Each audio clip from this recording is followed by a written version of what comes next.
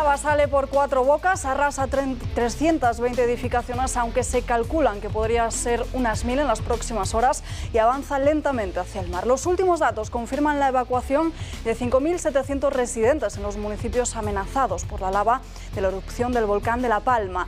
Todoque es una localidad que va a quedar sepultada. Los vecinos de este núcleo del municipio de Llanos han sido evacuados por la mañana con el magma a la vista y el humo sobre sus cabezas. El gobierno ha propuesto este martes a los agentes sociales la creación de unos ERTE específicos para toda Canarias y no solo para La Palma, para proteger a los trabajadores afectados por la erupción del volcán.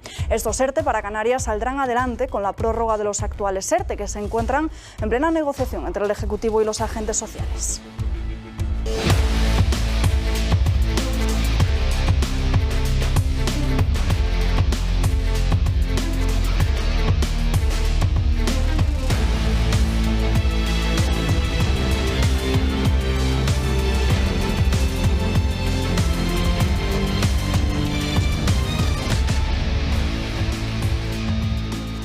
Buenos días, hoy es miércoles de sesión de control al Gobierno en el Congreso de los Diputados, un pleno marcado por las ausencias y por la mesa de diálogo entre el separatismo y el Gobierno.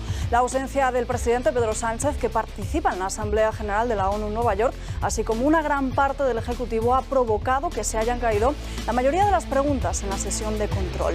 El líder del Partido Popular, Pablo Casado, tampoco está. El PP y Vox arremeten contra el Gobierno y la mesa de diálogo de Cataluña en plena ronda de negociación presupuestaria del ministro de la Presidencia, de Félix Bolaños.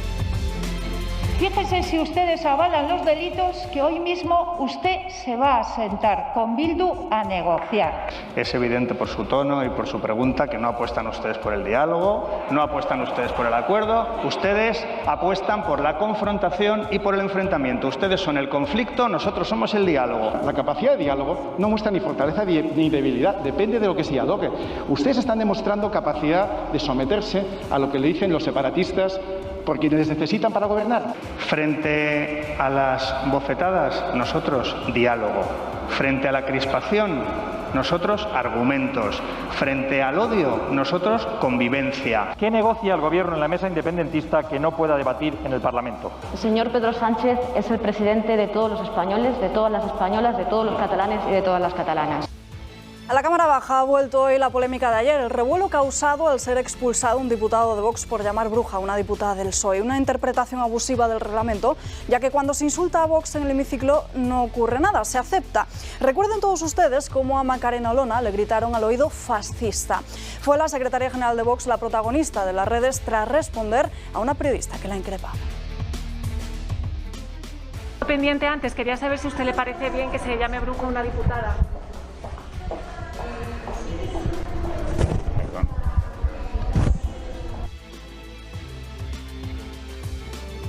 ¿Has hecho esta misma pregunta cuando a mí me han agredido en este Congreso de los Diputados y en este Pleno llamándome fascista a esta distancia y con riesgo de agresión?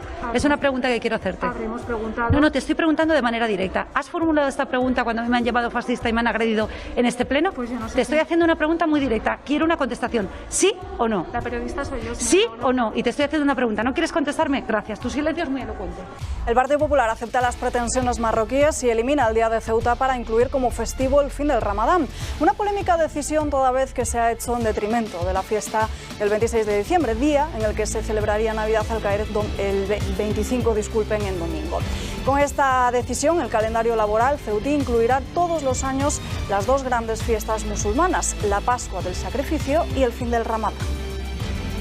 Recordarán la invasión migratoria en Ceuta y la crisis diplomática con Marruecos a raíz de la acogida de Brahim Ghali, un caso que acecha a Pedro Sánchez y a exintegrantes del Gobierno. Arantxa González Laya, exministra de Asuntos Exteriores, ha sido imputada por la entrada furtiva en España el pasado 16 de abril de ese líder del Frente Polisario y cuya entrada abrió un conflicto diplomático con Marruecos. El magistrado quiere saber de quién partió en última instancia la autorización para que Ghali llegara a nuestro país, y esto es literal, por motivos humanitarios, eximiéndole del preceptivo control de documentación y aduana.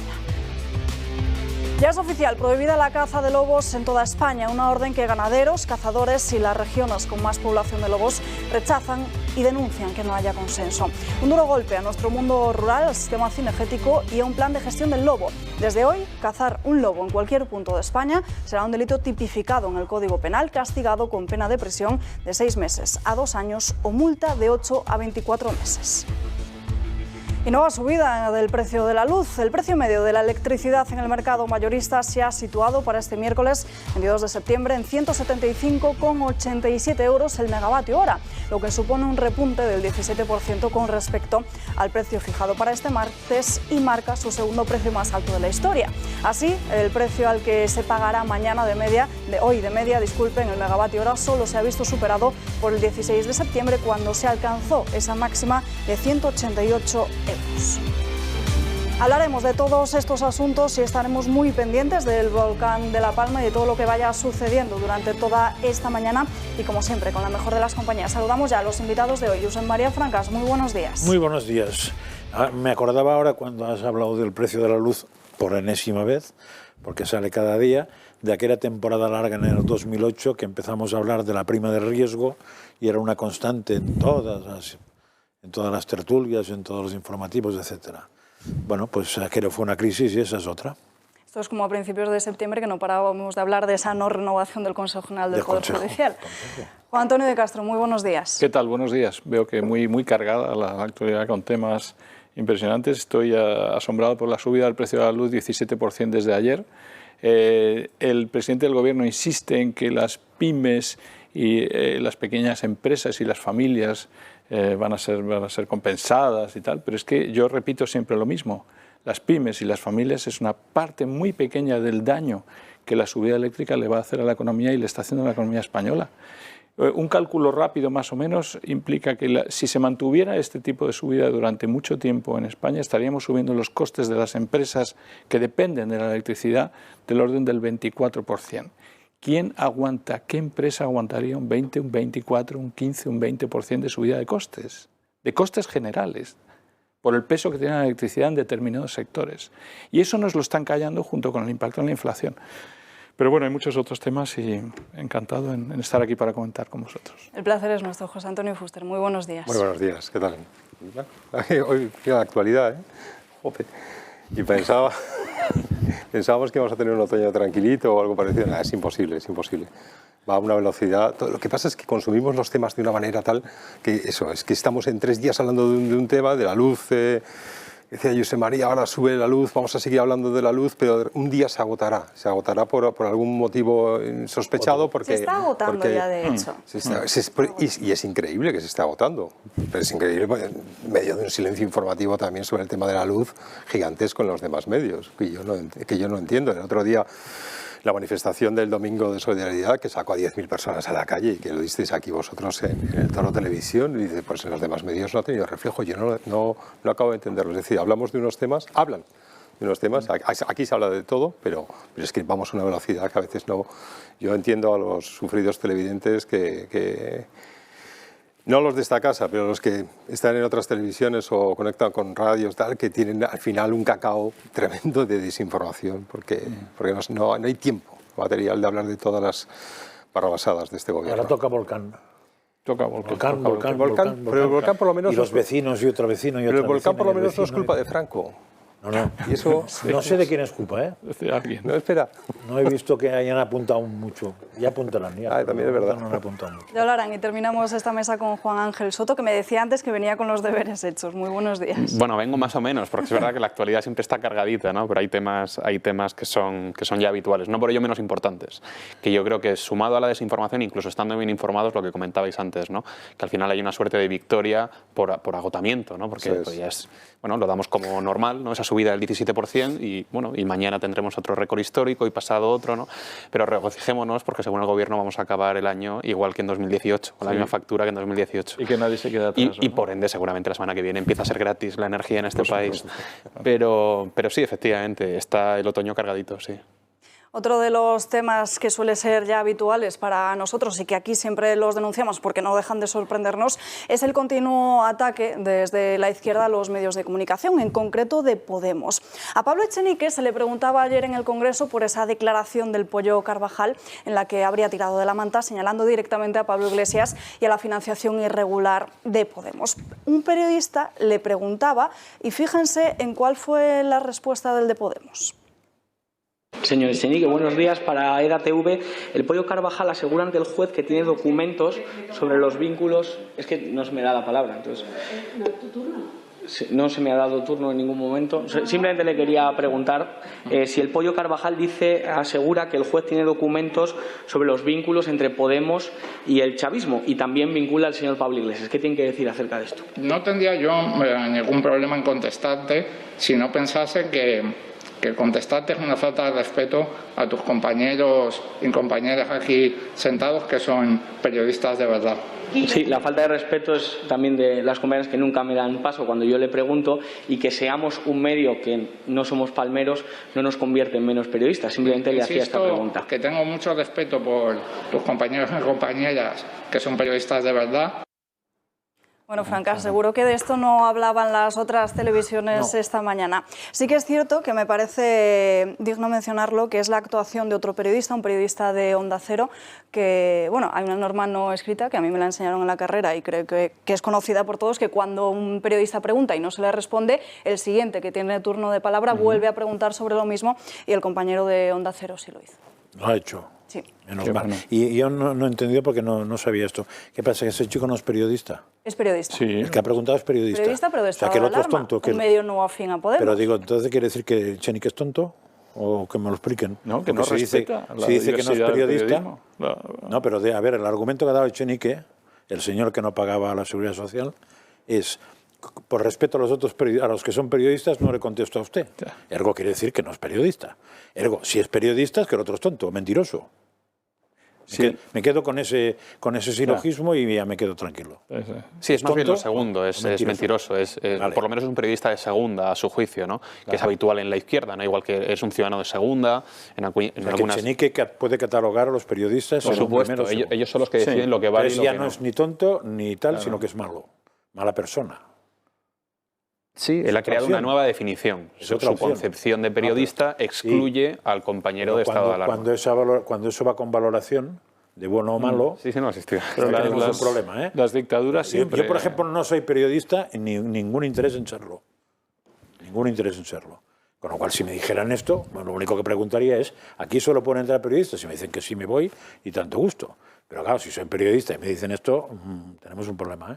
Podemos es un partido con tics totalitarios y ahí se le ve el plumero. Él no quiere al periodista que no le interesa. ¿Y usted qué sabe qué carnet tiene? Si ha entrado ahí es que es periodista. Haya hecho la carrera que ha hecho, ha entrado ahí para hacer preguntas. Y entonces yo elijo a los periodistas que me hacen las buenas preguntas y usted no es periodista. Claro, pero como el argumento que intenta dar es un argumento incluso, diríamos, para quedar bien, es bueno que desmitifiquemos al personaje este. Decir otra cosa. Hombre, yo recuerdo a Iglesias cuando se metió con una periodista porque llevaba un abrigo, porque no le quería contestar también, ¿no? O sea, llueve sobre mojado. Pero es importante que la gente vea quién llueve sobre mojado. Claro, pero estos tienen tics totalitarios. Lo que hay que darse cuenta es que esos son los tics totalitarios. Nazi o fascista. Nazi, fascista, Pinochet, lo que quieras. A mí no. Bueno, estas declaraciones, es decir, este enfrentamiento, esta confrontación, es en el Congreso de los Diputados, ¿no? Sí. Claro, esa es la diferencia. Sala de prensa. Claro, esa es la diferencia. La sala de prensa del Congreso de los Diputados solamente tiene acceso a aquellos periodistas que están acreditados por el Congreso de los Diputados. Por tanto, y los medios que el Congreso aprueba para que puedan entrar. Entonces, por tanto, si está ahí es que tiene el aval del Congreso de los Diputados y cuando en la sede de la soberanía nacional uno no puede discriminar a quien corresponde, a quien conteste y a quien no. Otra cosa es si podemos invitar a alguien a su sede, ahí puede hacer lo que quiera con los periodistas o con los medios que no le son afines. En este caso, estado de alarma, es evidente que no son afines a Podemos, sino que les ponen en problemas cuando preguntan o cuando incluso a veces tratan de dar información sobre cosas muy concretas, sobre en este caso los vínculos con el chavismo. La carta del Pollo Carvajal, por cierto, es para para leerla detenidamente, esa carta en la que advierte que va a colaborar con la justicia española. Está y que esto es muy relevante, porque hemos hablado del rifirrafe puntual, pero hay que hablar del contexto. Es claro, decir, es que el contexto la pregunta toca las narices. Bueno, eso es muy saludable. Pero debe ser porque toca... Hay pupa. Hay pupita, hay pus ahí, ¿no? Hay pus, hay heridas. Claro, pero el tic totalitario que decía el señor Castro es evidente. O sea, el tic totalitario es no responder en la sede de la soberanía nacional. Eso es el tic. Yo no sabía que era el Congreso. Vamos, claro, ahora que le he preguntado de más. Vamos, eso le preguntado a Álvaro. ¿Qué vas tú a definir quién es un buen periodista?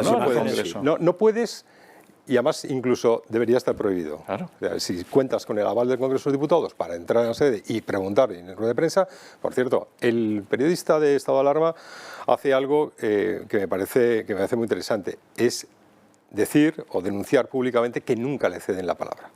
O sea, nunca le dan el turno de palabra. Es decir, hay un doble tic totalitario. El primero es que el jefe de prensa de Podemos nunca le dé el turno de palabra.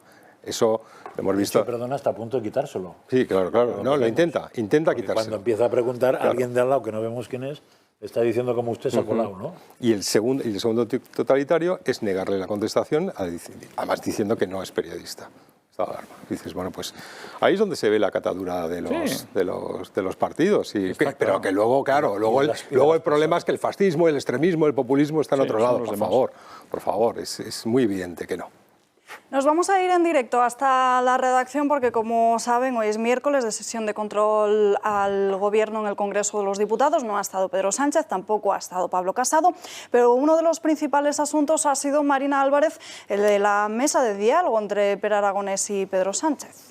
Sí, habla porque hoy se cumple justo una semana después de esa celebración de la mesa de diálogo, como dices, entre Gobierno y Generalitat, y todas las preguntas de la oposición han ido dirigidas en esta dirección, en este sentido. No estaba Pedro Sánchez, está de viaje en Estados Unidos, y solo 6 de los 22 ministros han comparecido hoy en la Cámara Baja. Los que estaban eran Félix Bolaños, el ministro de Presidencia, y la ministra de Política Territorial, Isabel Rodríguez. Precisamente ellos estuvieron en Barcelona en esa reunión la semana pasada, y todas las preguntas del Partido Popular han ido dirigidos a ellos. Les preguntaban cuál fue esa negociación que se ha llevado a cabo con Cataluña, y les acusaban también de haber pactado, atención, con delincuentes. Señor Bolaños, ustedes no han montado una mesa de negociación bilateral con el Gobierno de Andalucía, por ejemplo, o con Extremadura. No, ustedes han montado una mesa de negociación con quienes protagonizaron los gravísimos delitos de 2017. Y todo porque ustedes quieren asegurarse sus sillones en la Moncloa. Ustedes apuestan por la confrontación y por el enfrentamiento. Ustedes son el conflicto, nosotros somos el diálogo. Señora ministra, ¿qué negocia el Gobierno en la mesa independentista que no pueda debatir en el Parlamento? Esa mesa a la que usted se refiere, su compañera la llamaba de negociación, que todavía me parece un poquito más apropiado, desde luego no tiene ese nombre, es una mesa de diálogo, y para su tranquilidad le diré que forma parte de las relaciones normales entre distintas instituciones, como son en este caso el Gobierno de España y el Gobierno de la Generalitat. Bueno, estas eran las preguntas desde la bancada popular, y desde la de Vox, Iván Espinosa de los Monteros quería preguntarle a la vicepresidenta primera y a la segunda. Finalmente era Félix Bolaños el que decidía contestar. Le preguntaba a Espinosa de los Monteros cuál era su opinión, qué le parecía esa retirada de la bandera española después de la comparecencia de Pere Aragonés, y esto era lo que contestaba el ministro. Claramente ustedes vienen hoy con el monotema del diálogo y del buen tono. Bueno, pues voy a decir en buen tono que este es el gobierno más grande de la democracia y el que menos se somete al control de esta Cámara. De hecho, ahora que poco a poco volvemos a normalidad, los ministros ni siquiera se dignan a venir aquí a la sesión de control. Vaya diálogo. ¿Qué opinión le merece a la vicepresidenta primera del Gobierno que el pasado miércoles en Barcelona se retirara la bandera de España antes de la comparecencia del presidente de la Generalitat? Lo que a mí me gusta es dialogar con las personas que piensan diferente. Lo único que le puede pasar es que se le abra un poco la mente y sepa que España es mucho más grande, más plural, más diversa y más tolerante de lo que usted cree. Y también le voy a decir lo que no me gusta, que es solucionar los temas a bofetadas. No me gusta. Y creo, sinceramente, que ese no es el camino para garantizar la convivencia en España. Y tiene una oportunidad de oro en este foro para rectificar las palabras que dijo el señor Abascal la semana pasada. Bueno, acusaba Bolaños a Vox de intentar solucionar todas las cosas a bofetadas, pero más allá de este tema de la mesa de diálogo, la gran acusación de la oposición hoy al gobierno de Pedro Sánchez ha sido esa huida masiva. Les han recordado que solo 6, atención, de los 22 ministros han acudido hoy a la Cámara Baja. Alba. Gracias, Marina, por ese breve resumen. Dice Bolaños que a él no le gusta solucionar estos temas a bofetadas, pero para bofetada la que se lleva cada vez el gobierno que va a Cataluña, que tiene que incluso agachar la cabeza, ¿no? Es un absurdo. Es que no se dialoga con cualquiera. Tenemos aquí esta obsesión, y lo decía ahora el representante de Vox también, esta obsesión de que dialogar es de buen tono. No se dialoga con cualquiera. No se sienta uno con mafiosos de la droga a ver a qué llegamos. No se sienta uno con el régimen nazi, por ejemplo, a ver si se puede lograr algo. No se sienta uno con islamistas extremistas del Bataclan, porque no lleva a ningún lado. Y no se sienta uno con los defensores de los asesinos de ETA, porque no se llega a ningún lado. Cuando uno se siente y rompe los criterios morales de esa manera, lo que está siendo amoral. Y cuando uno es amoral no debe dialogar. Está dialogando de forma amoral. Y aquí es lo que nos olvidamos es de eso, la leccioncita que Bolaños le pretende dar a los demás de que dan bofetadas y todo. La bofetada es la falta de respeto a la moralidad, es la amoralidad de sentarse con el que no debes dialogar. Y si se han comprometido a dialogar, por favor, que no me diga la ministra que la mesa de diálogo con los catalanes es algo que entra dentro de la normalidad, que me digan cuántas mesas de diálogo a ese nivel hemos tenido en la historia de España, no en la historia reciente de España. La misma hace unos meses y la misma hora. Y la misma hora. Pero entonces no es la normalidad. Claro, yo matizaría, a ver, si hay que discutir sobre el concepto de diálogo, eso da para bastante.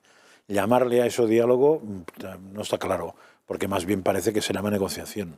En fin, yo entiendo que no acepten la palabra negociación, a pesar de que de los dos que se han sentado en la mesa, uno habla solo de negociación, que es curioso, el otro no. Pero en fin, dejémoslo en que le llaman diálogo. Lo has explicado muy bien tú y Iván creo que ha dicho lo mismo. Si os acordáis, hace unos años la palabra mágica era consenso. Entonces, todo lo que salía por consenso era bueno y lo que no salía por consenso era malo. Por ejemplo, si consensuamos cortar la cabeza a uno de los que está aquí, será bueno, porque está consensuado.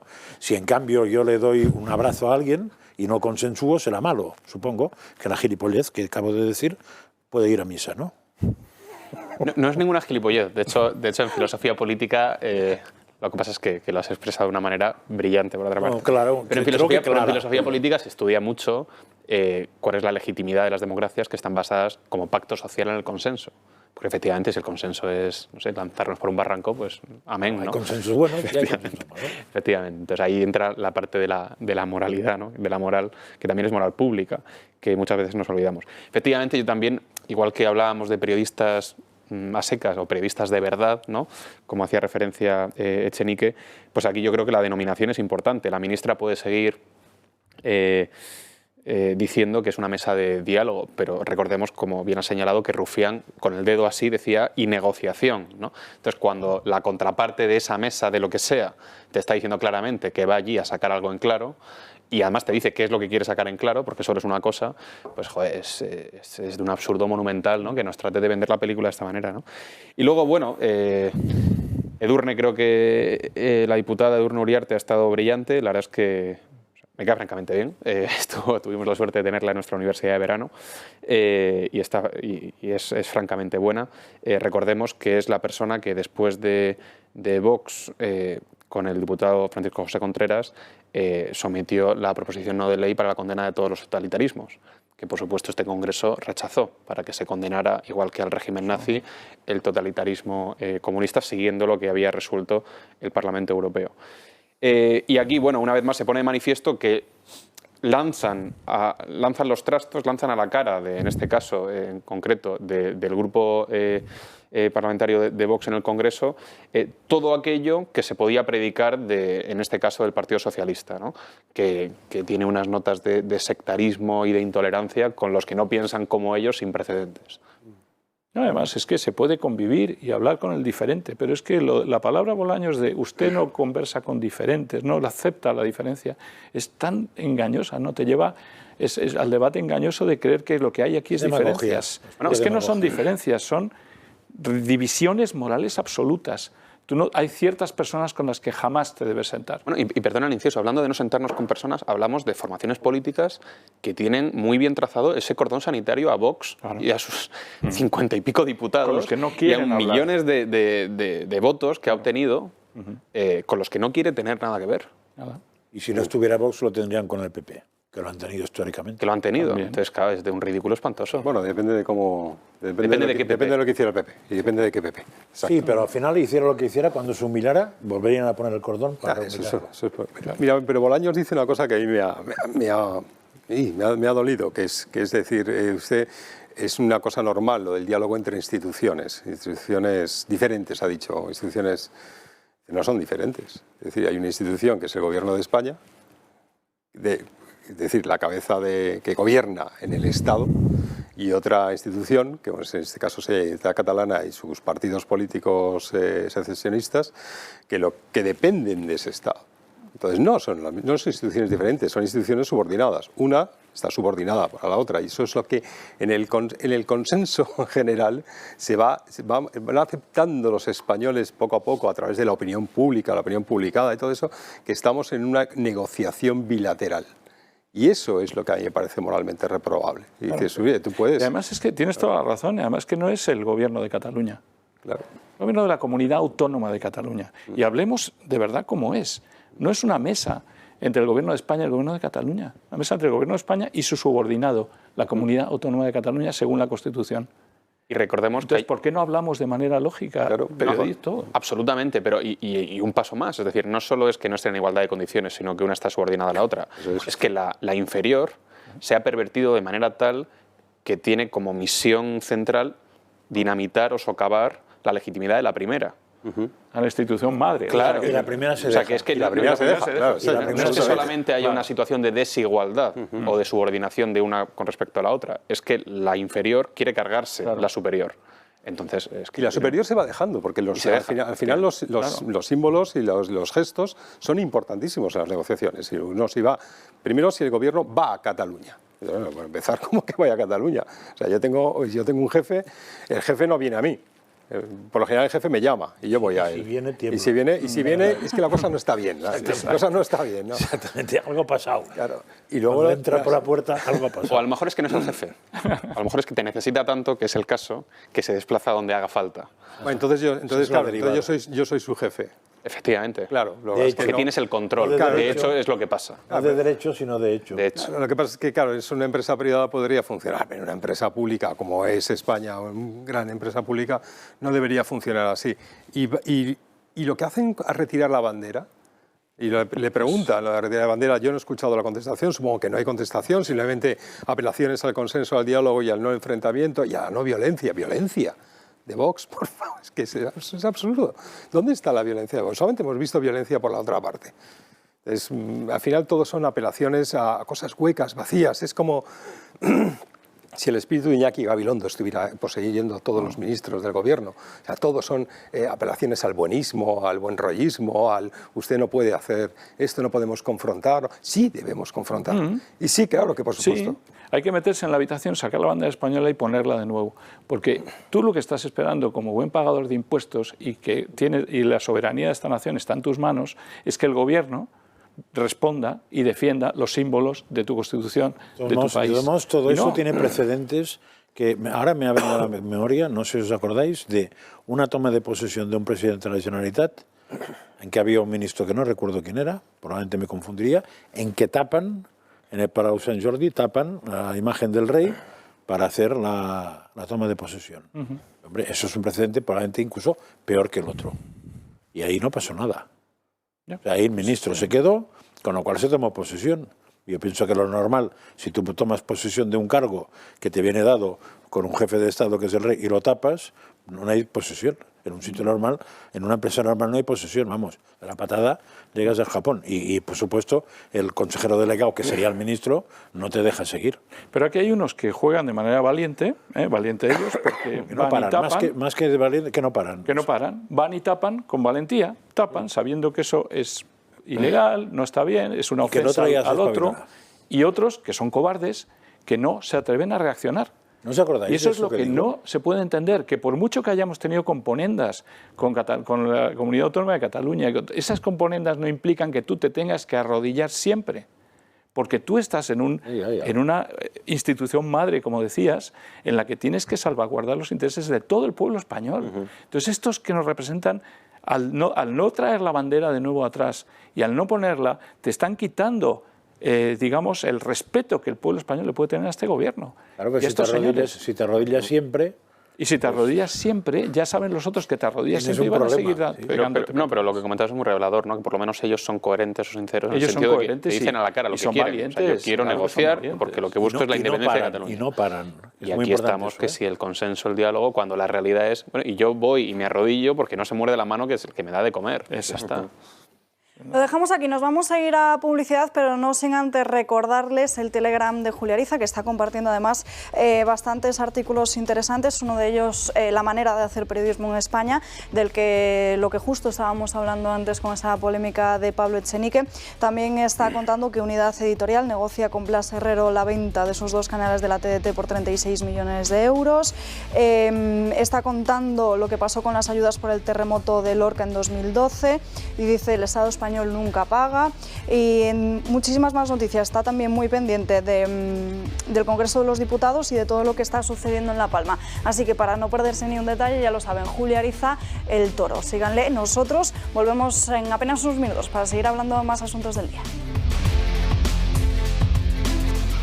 Pasan 4 minutos de las 12:30, estamos ya de vuelta aquí en Dando Caña y vamos con otro de los asuntos del día y probablemente de este mes, que no es otro que las negociaciones para los presupuestos. Félix Bolaños, al que escuchábamos antes, que decía que había que dialogar con todo el mundo, está iniciando una ronda de contactos con los diferentes grupos parlamentarios. Hoy es el turno de Ciudadanos, del PNV, de Bildu y también de los partidos que integran el Grupo Plural. Sin embargo, esta misma mañana escuchábamos a Ione Belarra, la secretaria general de Unidas Podemos, decir que el acuerdo entre ellos y el Partido Socialista todavía estaba un poco lejos. Ahora mismo el acuerdo de presupuestos entre el Partido Socialista y Unidas Podemos está lejos. Está lejos, o sea, empieza por ustedes. Sí. ¿Por qué? Porque los temas centrales que nosotros hemos llevado a la negociación, uno para nosotros que es imprescindible, como es una reforma fiscal justa.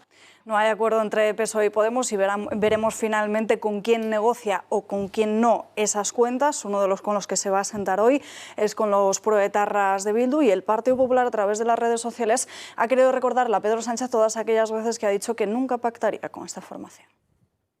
Al único partido, y eso sí se les anuncio, que no vamos a hablar y no vamos a entablar ese diálogo es con el partido de Bildu.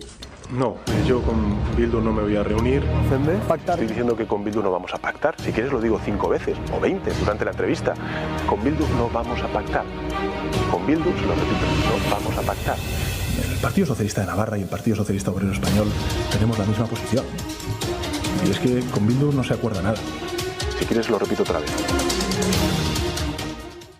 Con Bildu no vamos a pactar, no es no, pero yo me pregunto cómo es posible que se inicie una ronda de contactos si entre las dos formaciones del Gobierno no hay acuerdo.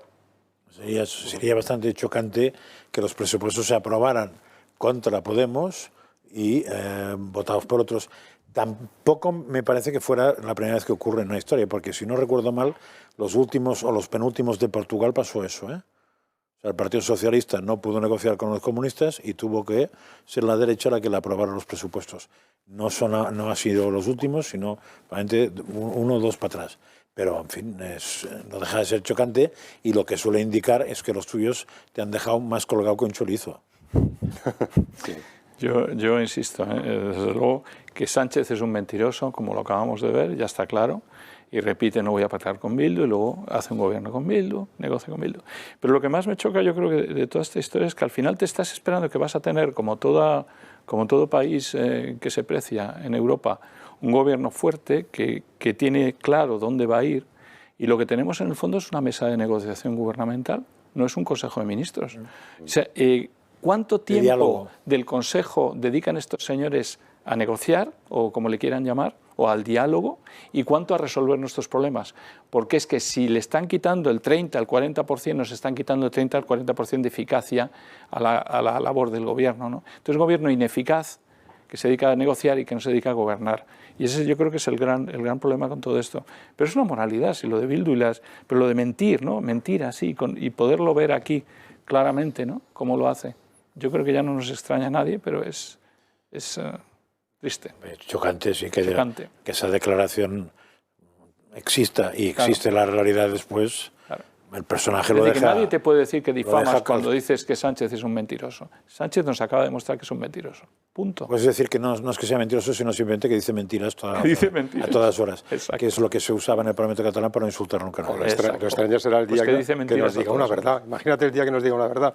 Claro. Increíble. Sea increíble, sea imposible. Es que no todavía de que viene el lobo, ¿no? Todavía no tengo el recuerdo, no, de verdad que no tengo el recuerdo y no estoy aquí haciendo demagogia, es que no tengo el recuerdo de que Pedro Sánchez nos haya dicho una verdad desde que gobierna, y lo estoy intentando buscar con con el optimismo más extremo que tengo y no recuerdo una sola vez. Bueno, lo que quiere Podemos ya lo sabemos todos, que es una reforma fiscal justa. Sí, claro, justo eso es lo que quiere, una reforma fiscal justa. Quiere una reforma fiscal que de verdad es absurdo ahora mismo plantear reformas fiscales cuando los presupuestos del año que viene tienen que estar de acuerdo a la capacidad de ingresos, por supuesto, del Estado en este último año. Y ya sabemos que los presupuestos aprobados el año anterior, que corresponden a los de este año, hay un déficit brutal precisamente porque se contó con unos ingresos que no se tienen, porque estamos en una situación de pavorosa crisis económica y que todavía sigue a ello. Entonces, que venga alguien y decir, hagamos una reforma fiscal que además solamente crearía inseguridad jurídica, como ya se ha visto, por ejemplo, en lo de la expropiación chavista que ha hecho Sánchez de los beneficios de las eléctricas. Dice, todo eso al final, dices, aquí no nos importa porque las eléctricas, a mí tampoco tengo ninguna simpatía por cómo han gestionado las compañías eléctricas, ninguna, absolutamente ninguna. Es más, su falta de competitividad, el Tribunal de la Competencia ha pasado completamente de puntillas por el asunto. No tengo ninguna duda de que las eléctricas merecen un trato diferente, pero no una expropiación. Pero todo eso tiene consecuencias de cara al exterior, porque lo que no vemos los españoles se ve en el exterior. A la hora de invertir en España, lo que tenemos es un gobierno dominado también por comunistas que pide una reforma fiscal que nos va a afectar a las inversiones, de un gobierno que se arroga en momentos dados la posibilidad de expropiar los beneficios de una empresa. Pues todo eso genera un desinterés por invertir en España y por invertir en unos países que estén más. Y luego en la negociación con presupuestos, que llamen a Bildu, pues sí, ofende a la razón y a la verdad y a la belleza y a todo. Pero aquí el Partido Popular, vamos a ver el Partido Popular, porque yo ahí es donde decíais antes, ha ocurrido, hay otros presupuestos que son salvados por el centro centrado, la centro derecha. Y vamos a ver en este caso, que puede ser que el Partido Popular haga una estrategia de cara a lo que pueda venir en las elecciones en el futuro. Ahora, el Partido Popular tiene que reaccionar bien contra un gobierno que en definitiva no está buscando ver los presupuestos y el tema de la fiscalidad desde el punto de vista de vamos a equilibrar entre los más pobres y los más ricos, ¿no?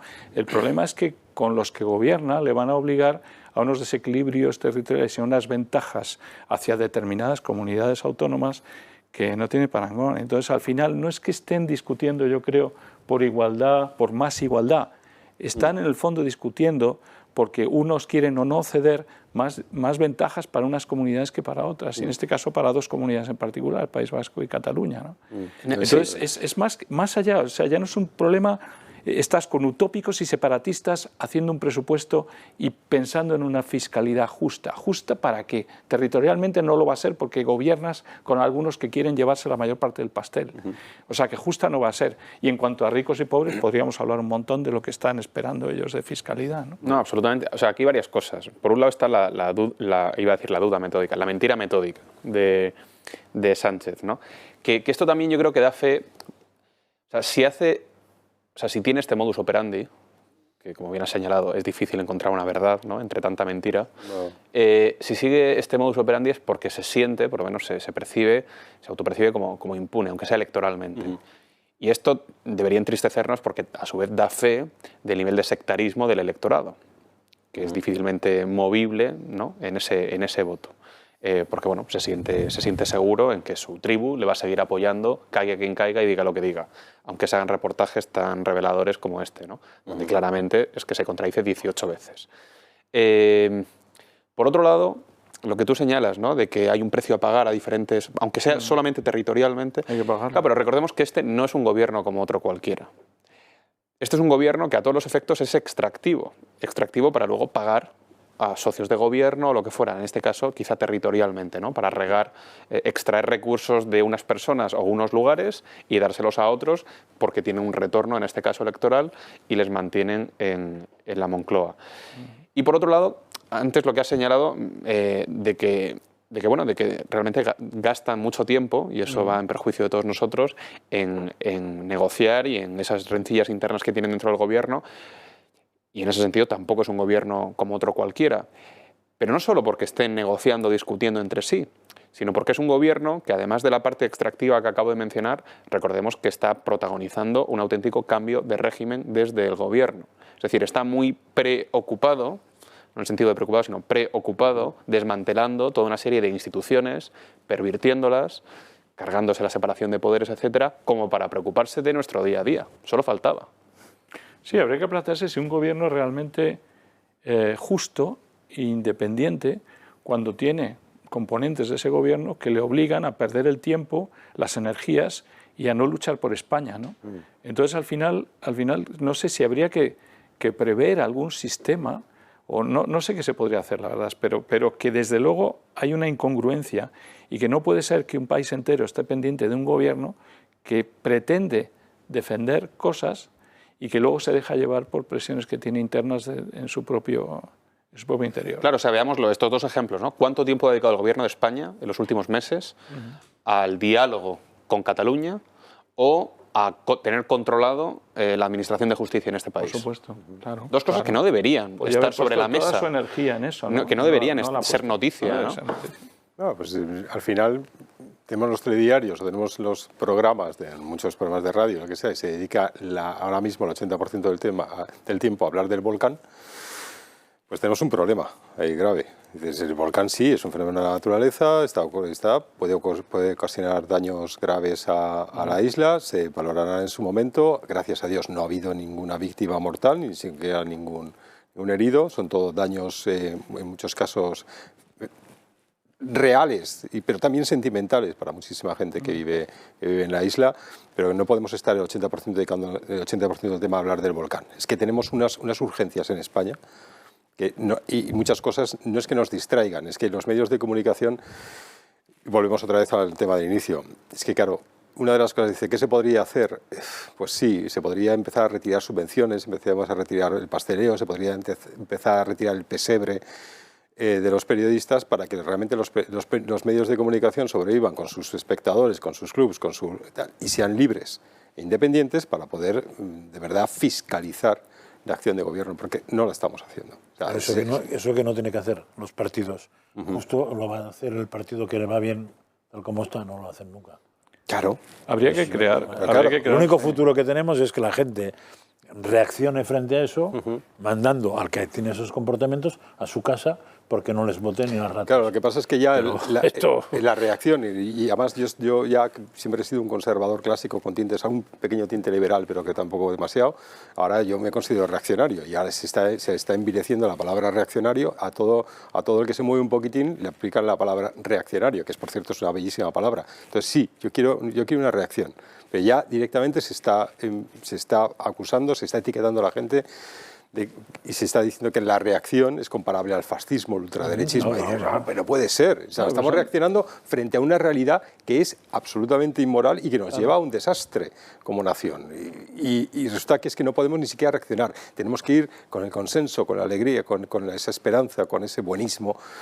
Y no solo estamos reaccionando ante lo que percibimos, y creo que además es objetivamente inmoral o ilegítimo, sino que además lo hacemos utilizando los mecanismos democráticos perfectamente establecidos. Claro. Y que ellos saben jugar muy bien con las palabras, ¿no? No oyes mucho hablar de orgullo conservador. ¿Por qué no hay un orgullo conservador? Igual que hay un orgullo liberal y hay un orgullo de izquierdas, un orgullo conservador. Pero los que son conservadores o liberales conservadores no quieren utilizar la palabra orgullo conservador. Tienes que tener orgullo de ser conservador, no pasa nada, igual que los demás. Pero sin embargo nadie lo... Si los demás lo tienen, sin ninguna duda. ¿Por qué no lo vas a tener tú, no? Y si es malo para uno, sería malo para otro. Y respecto a lo que decíais antes, sí hay una institución que crea el Tribunal de Defensa de la Competencia de la Opinión y de los medios y del periodismo. Tiene que haber una competencia de los medios. ¿Y por qué no tenemos un Tribunal de Defensa de la Competencia de los medios? Porque estaría, no tientes al diablo, porque estaría dominado. Imagínate quién lo compondría. Sí, existe, de hecho, el CAC en Cataluña, el CAC en Andalucía y a nivel nacional. No sé si a nivel nacional. Al final lo presidiría, te digo que lo presidiría Gabilondo, así que estamos fiables. Porque no se usa para lo que dices tú, sino que se usa por si te sales de madre. Claro. O sea, ahí diríamos ya, el sistema no es freno, sino que es freno acelerador. O sea, subvenciones tal, pero además si te sales de madre te cortan la yugular. Ese sistema se puede volver en contra, de manera que el periodista que hemos visto al inicio directamente no hubiese entrado nunca en el Congreso. Claro. Libertad. Claro, depende, a ver a quién le damos las riendas, ¿no? Si al final la cuestión es libertad. Libertad de expresión, libertad de opinión, y el que cometa un delito, pues ahí tienen los tribunales de justicia para que decidan si aquello es un delito o no. O sea, hay dos poderes claves. Claro. El poder judicial, que sea independiente, que es lo que decimos yo creo que cada media hora, y la prensa, que sea independiente también. El cuarto poder, sin eso no tenemos ningún futuro. Pero no subvencionada. Es que si subvencionada no es independiente. Claro. Es el cuarto poder, y tiene que ser tan independiente como los otros, en el fondo. Ya, pero eso es como el cambiar. Si habláis con los políticos en España, te dirán los temas de siempre. Hay que cambiar la manera de funcionar del Congreso, la manera de funcionar del Senado. Y pasa uno lo dice, pasa otro lo dice, y nunca lo van a hacer. ¿Por qué no lo van a hacer? Pues porque el que ha ganado, que es el que tiene votos para cambiarlo, ¿para qué lo va a cambiar? Se beneficia enormemente de que el sistema esté construido claro, de esta manera. Lo cambiaría si votara el doble el que perdió. Por muy progresista que uno sea, cuando llega al poder se vuelve conservador. Tú dirás, sobre todo del poder. Desde el poder todo el mundo es conservador. Y por muy conservador que sea uno, al final siempre se vuelve amigo del consenso y de no tocar mucho las cosas. El otro día había un tuit de Pablo Casado que decía: cuando lleguemos al poder impediremos los homenajes a los etarras. Y dice, hombre, si eso ya está en el Código Penal, la exaltación del terrorismo, lo único que tener es voluntad política, decisión y nada, hay ningún complejo para aplicar la ley. Y si eso ya está. Es lo mismo, dice, cuando lleguemos al poder haremos. Y dice, si luego llegan al poder y no lo hacen. Y al final nos encontramos las situaciones que nos encontramos. Bueno, que no lo hacen porque no hay consenso.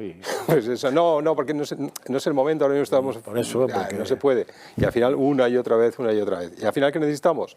Pues sí, una prensa libre, independiente, barrer a todas las televisiones públicas, a ser posible, para que pueda, porque si no, no hay nada. Y libertad limitada, porque tampoco puedes dejar que se compren todos a uno solo y tengas el pensamiento único en 6 cadenas de televisión, ¿no? Entonces no puede, tampoco tienes que dejar libertad de compra, o sea, tienes que haber algo. Sí, libertad de compra y libertad de comercialización de tus espacios publicitarios, que es una cosa que se cargó Zapatero y que refrendó Rajoy. Es que es el problema. Esta casa lo sabe bien. Hablábamos del volcán, hasta allí nos vamos a ir en directo ahora mismo para que vean las imágenes de lo que está sucediendo, aparte de seguir hablando de otros temas. Son, como decimos, imágenes en directo. Como saben, el volcán ha entrado hace apenas unas horas en una fase explosiva y están viendo esa columna de lava y ceniza que está saliendo ahora mismo de la zona de Cabeza Vaca. La última actualización de los datos es que hay más de 350 casas arrasadas. Se calculan que podría ser 1 millar en las próximas horas, lo que ha llevado a nuevas evacuaciones desde ayer. Apenas hace unos 50 minutos se ha vuelto a permitir a los vecinos de Todoque que vayan a sus casas para recoger alguna cosa más, porque se calcula se prevé que esta pequeña localidad quede sepultada bajo la lava en las próximas horas o en los próximos días. Como decimos, esta es la imagen en directo. También otra noticia que nos llega es que los bomberos de Gran Canaria están trabajando desde las últimas horas a la desesperada, con maquinaria pesada, para hacer cauces para intentar desviar la lava de su dirección a las viviendas. La esperanza de ese equipo es que siga el barranco hacia abajo y así poder salvar alguna vivienda. Y como bien decía Fuster antes, aquí estamos muy pendientes del volcán, pero no es lo único de lo que tenemos que ocuparnos. y preocuparnos. Y para que esto siga siendo posible necesitamos su ayuda y que se den de alta en el Club de Amigos, porque es la única forma que tenemos de seguir pudiendo ejercer y tener programas en libertad con todo tipo de opiniones y de temas muy diferentes. Por eso les animo a que durante esta breve pausa publicitaria que vamos a hacer se den de alta en el club. El teléfono 91 616 2464, también a través de la página web, clubdeamigos.eltorotv.com o escribiendo un correo electrónico a club@eltorotv.eu. Se lo repito, 91 616 2464. Volvemos en apenas unos instantes.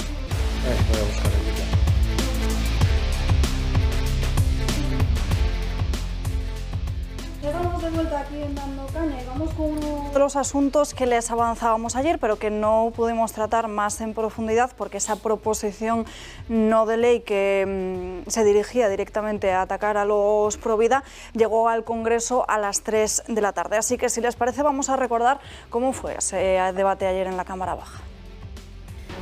El Congreso de los Diputados ha tomado en consideración una proposición de ley orgánica del Partido Socialista para penalizar lo que han llamado acoso a las mujeres que acuden a clínicas para abortar. La propuesta pretende modificar el Código Penal mediante la introducción de un nuevo artículo, el 172 quater. ¿Y qué introduciría este nuevo artículo? Pues bien, penas de prisión para los que participen en los llamados rescates o simplemente en concentraciones pro vida en las proximidades de centros abortistas. La sanción será la pena de prisión de 3 meses a 1 año o de trabajos en beneficio de la comunidad de 31 a 80 días. En caso de concurrentes o determinadas circunstancias personales del autor de este nuevo tipo delictivo, se podrá imponer además la prohibición de acudir a determinados lugares por tiempo de 6 meses a 3 años. La realidad de este acoso es que no es más que la labor de fundaciones de ayudar a mujeres tanto con alternativas al aborto como con psicología para superar el síndrome posaborto. Dicha labor, conocida entre los provida como rescates, muchas veces es la solución que buscan tantas mujeres que se ven por sus circunstancias obligadas a abortar. Y como es de esperar, a los centros abortistas y a la izquierda esto no les gusta nada, pues dar un hogar, un trabajo o apoyo psicológico no da dinero, de hecho lo quita, pero el aborto sí que lo da. La toma en consideración ha derivado en la expulsión del hemiciclo de un diputado de Vox, José María Sánchez García, y un rifirrafe entre Laura Berja, del Partido Socialista, y María Ruiz,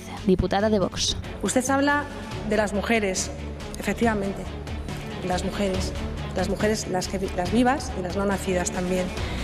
Ustedes son libres de hacer el mal. Desgraciadamente, todos somos libres para hacer el mal, pero al menos no impidan que otros hagan el bien. Déjennos al menos intentarlo. Dejen a los grupos pro vida intentarlo. No hagan caso de quienes se lucran con el sufrimiento de las mujeres en su momento de mayor vulnerabilidad y luchen de verdad por las mujeres y por sus verdaderos derechos. También, señorías, por los derechos de las mujeres del futuro. También por los derechos de las mujeres no nacidas. Otro asalto a la libertad de los españoles, otro asalto a los derechos de los no nacidos. Y ahora, ¿quién les defenderá? Escuchábamos a María Ruiz, que estará mañana aquí con nosotros en Dando Caña. Bueno, os pido una... Que nos explique mañana. No, a ver, yo es que no acabo de... Entiendo lo que persiguen, pero no acabo de ver que jurídicamente se pueda aprobar eso. No acabo de ver. Porque, hombre, yo podría hacer un apartado del Código Penal que tampoco entiendo por qué se llama quarter. Esto me ha desconcertado. A mí yo pensé que estábamos en castellano. Sí. Sí, pero entonces paréntesis 4. Sí, sería 4, pero en fin. Yo podría poner en el Código Penal que el acoso acosar tiene una penalización. Acosar para lo que sea. No será para una cosa y para la otra. El acoso, eso entiendo. Pero entonces tendrá que ser un juez que decida que lo que he hecho yo con determinada persona es un acoso. Y no hablar y no contarle un chiste, digo yo. Pero que me prohíban delante de una clínica hacer cualquier cosa a una distancia quincital, yo creo que eso es nazismo seguro. No tengo ninguna duda, vamos. O sea, yo me imagino que en algún sitio en la época nazi no podría ir yo allí a declarar no sé qué. Incluso podía ser franquismo extremo, que tampoco está tan fácil, ¿eh? O sea, yo en una época de Franco me he manifestado en sitios, alguna vez me han corrido a boinazos, pero vamos, por salir a la calle y decir algo y hablar con alguien sí que no me han detenido. Con lo cual, vamos a nazismo directamente. Entonces no entiendo que un Parlamento pueda legislar eso. No lo entiendo. Y si lo legisla, no entiendo que un Tribunal Constitucional tarde más de 2 minutos en discutir sobre el tema si alguien lo eleva, que supongo que lo hará Vox. Pero vamos, 2 minutos, es que... Por ahí es por donde yo iba a ir, porque y si no es una proposición vamos, de ley inconstitucional. Claro. ¿Desde cuándo se hacen proposiciones no de ley que se sabe que son inconstitucionales? Primero, derecho a manifestación. Para mí lo más grave de esto es que prohíbe concentraciones con determinado tema. Claro. Que yo sepa, la Constitución española no prohíbe manifestaciones por temas. Por eso será libertad a de consideración expresión. del delegado de gobierno, que tal, que va, todo lo demás. Que tampoco Pero aquí los puede prohibir. se prohíben concentraciones contra todos aquellos que defiendan la vida. Cuidado, el derecho a defender la vida. Llevamos décadas con manifestaciones en el mundo entero de gente pro familia y pro vida que van contra el aborto y tienen todos los derechos porque se amparan en los derechos humanos, en la Carta de Derechos de Naciones Unidas, en todo lo demás. Aquí, para colmo, te amparas en la Constitución. O sea, que es una proposición no de ley anticonstitucional. Me imagino que Vox, porque es el que lo suele hacer y ojalá lo hicieran más partidos, es el que lo va a protestar. Hay que protestarlo. Segundo, entre los derechos humanos está la defensa de la vida. Luego, no estás yendo solo contra el derecho de manifestación de la Constitución. Estás yendo contra los derechos humanos porque está protegida la familia y la vida. Y tú vas a prohibir los ataques de parte de aquellos que defienden la vida. O sea, que estás yendo contra una defensa contra un tema de los derechos humanos. Y luego el derecho a diferir. Estos son tan matones desde el punto de vista de la libertad de expresión que no permiten que nadie se exprese en la calle en favor de una visión diferente sobre el aborto. Cada uno pensará lo que quiera del aborto y no hay una verdad única, pero tienes derecho en la calle a decir lo que piensas y tienes derecho a expresarlo. Si tienes derecho en la calle a pedir por la independencia de Cataluña sin problema. Han puesto ya los bozales de la pandemia y ahora nos pretenden mantener con los bozales y luego vendrá el bozal verde. No nos olvidemos que el siguiente bozal va a ser el bozal verde. Ahora es el bozal de la pandemia y este es el bozal de callar a los que defienden el derecho a la vida. Y son muchos en el mundo, ¿eh? Hay asociaciones, millones y millones de personas en el mundo que opinan diferente. Aquí no se puede. Aquí ya no se puede. Son derechos fundamentales, ¿eh? Lo que se ataca con esta proposición son derechos fundamentales. Entonces, no entiendo. Pues hay otro derecho, perdón. Adelante. Hay otro derecho que también es algo que para mí es importantísimo, que lógicamente va por detrás del derecho a la vida, es el derecho a la información.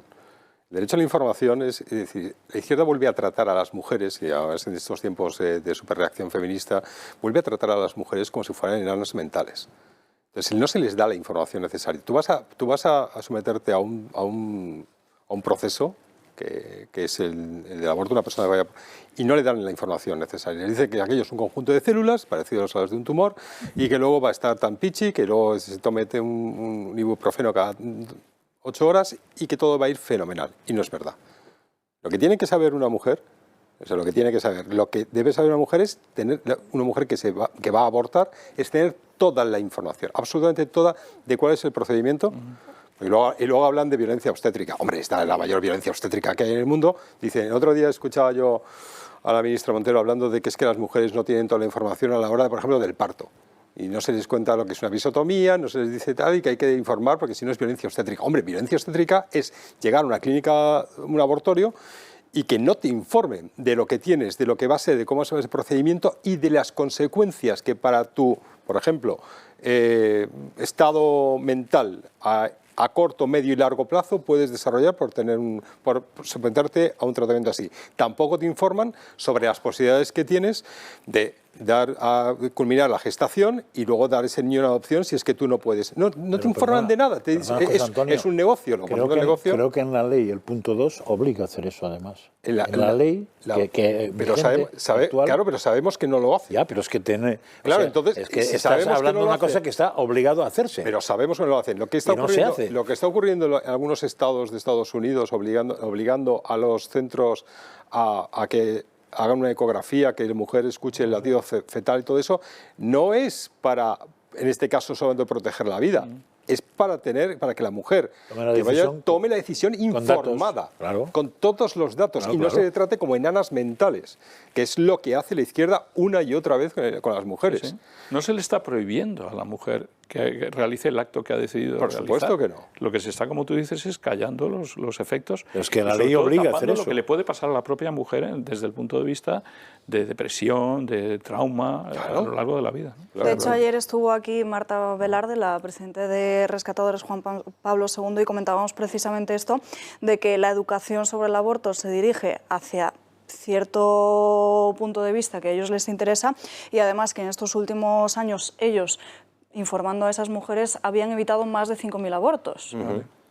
Sí, yo, bueno, por hacer un poco de recapitulación, ya que comento el último, efectivamente, decías tú, no se explica, ¿no? O es un poco incomprensible para nosotros, quizá, que se plantee esta proposición que directamente, o sea, que nace inconstitucional. Pero bueno, esta es la práctica habitual que hemos ido comentando estas semanas, ¿no? O estos meses ya, de yo lanzo cosas, a ver si cuelan, y pongo, ¿no? La carga de trabajo a otros, que puede ser Vox o ojalá sean más, como decíamos, para que vayan detrás, oiga, señor Tribunal Constitucional, ¿qué tal si revisa esto? ¿No? Es agotador porque la hiperactividad de desmantelamiento, en este caso el ordenamiento jurídico, es tremenda, ¿no? Esto atenta como mínimo contra estos derechos que son derechos fundamentales. Hablábamos de derecho a manifestación, hablábamos de libertad de expresión por parte del emisor del mensaje y libertad de información por parte del receptor del mensaje, que has hecho muy bien en señalar, y también de la libertad religiosa. Porque estos derechos fundamentales, que por cierto también son derechos humanos, ahora que no se gusta tanto hablar de derechos humanos, ¿no? Parecen cada vez más derechos de ubicación, ¿no? Uno tiene derecho a la vida cuando está fuera del útero materno, pero no así cuando está dentro. O uno puede rezar en su casa, pero no delante del abortorio, y quizá en el futuro, en función de qué confesión o qué religión, ¿no? a qué Dios se dirija uno, no lo puede hacer en la vía pública. Entonces esto es absolutamente, bueno, es que es un despropósito constitucional, pero también de sentido común, ¿no? Porque claro, vivimos en un país en el que a mis hijas se les puede imponer una cierta educación, por ejemplo, educación sexual, y sin embargo a las mujeres, como comentabas antes, no se les puede dar la libertad de recibir un mensaje. Es decir, en función de qué mensaje, ¿no? Bueno, en fin, es un despropósito, y espero que efectivamente algún partido o alguien mueva ficha para cargarse esta ley. En definitiva, podríamos decir que alguien está empeñado en manipular la conciencia de la gente, y todo aquello que vaya a favor de manipularla en su favor va a ser legal, y todo aquello que vaya en contra de dejarse manipular, que vaya a favor de no dejarse manipular, va a ser ilegal. Con lo cual, yo lo único que me interesa de todo ese desarrollo es que quede claro que la buena intención no existe. O sea, no hay buena intención por parte de los señores que proponen esta ley, sino que en su cabeza el nazismo es con género. Tienen neuronas nazis, así de claro. Si les gusta bien, y si no les gusta, que se la pique un pollo. Son los tics autoritarios que mencionabas antes, o totalitarios en este caso. Que esto también, o sea, no por más repetirlo es menos importante. Vamos a ver, no existe ningún derecho ni fundamental ni de otra índole a no sentirse ofendido. Que además no es el caso de muchas de las mujeres que reciben este tipo de mensajes, o sencillamente reciben oraciones, porque muchas veces lo que sucede, más allá de una interacción, es que hay una serie de personas rezando por las otras, ¿no? Entonces, no existe el derecho a no sentirse ofendido.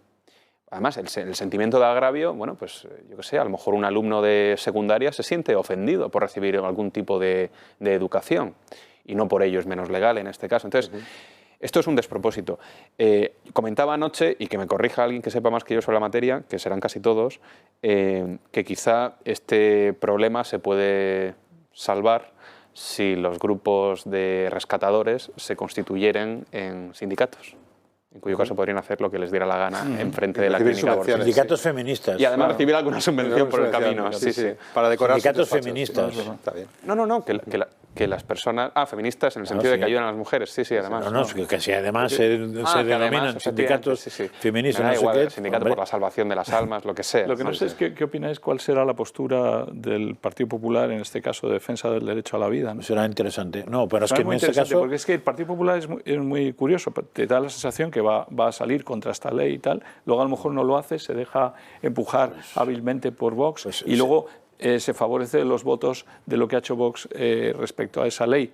espero que esta vez, ante el derecho a la vida, una cosa tan inconstitucional, reaccione, ¿no? No esperas. Que no.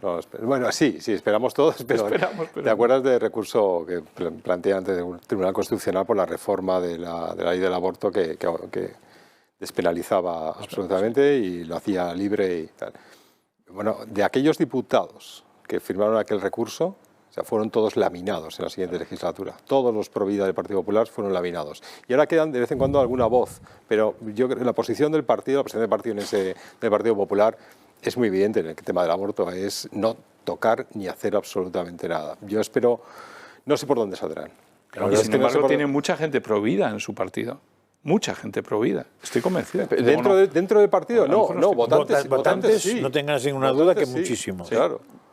En cualquier caso, hay quien comenta, incluso en el caso de que esto se lleve al Tribunal Constitucional, que parece lo evidente porque es blanco y en botella, el Tribunal Constitucional puede dormirse los laureles, como ya ha sucedido, ¿no?, con la ley del aborto.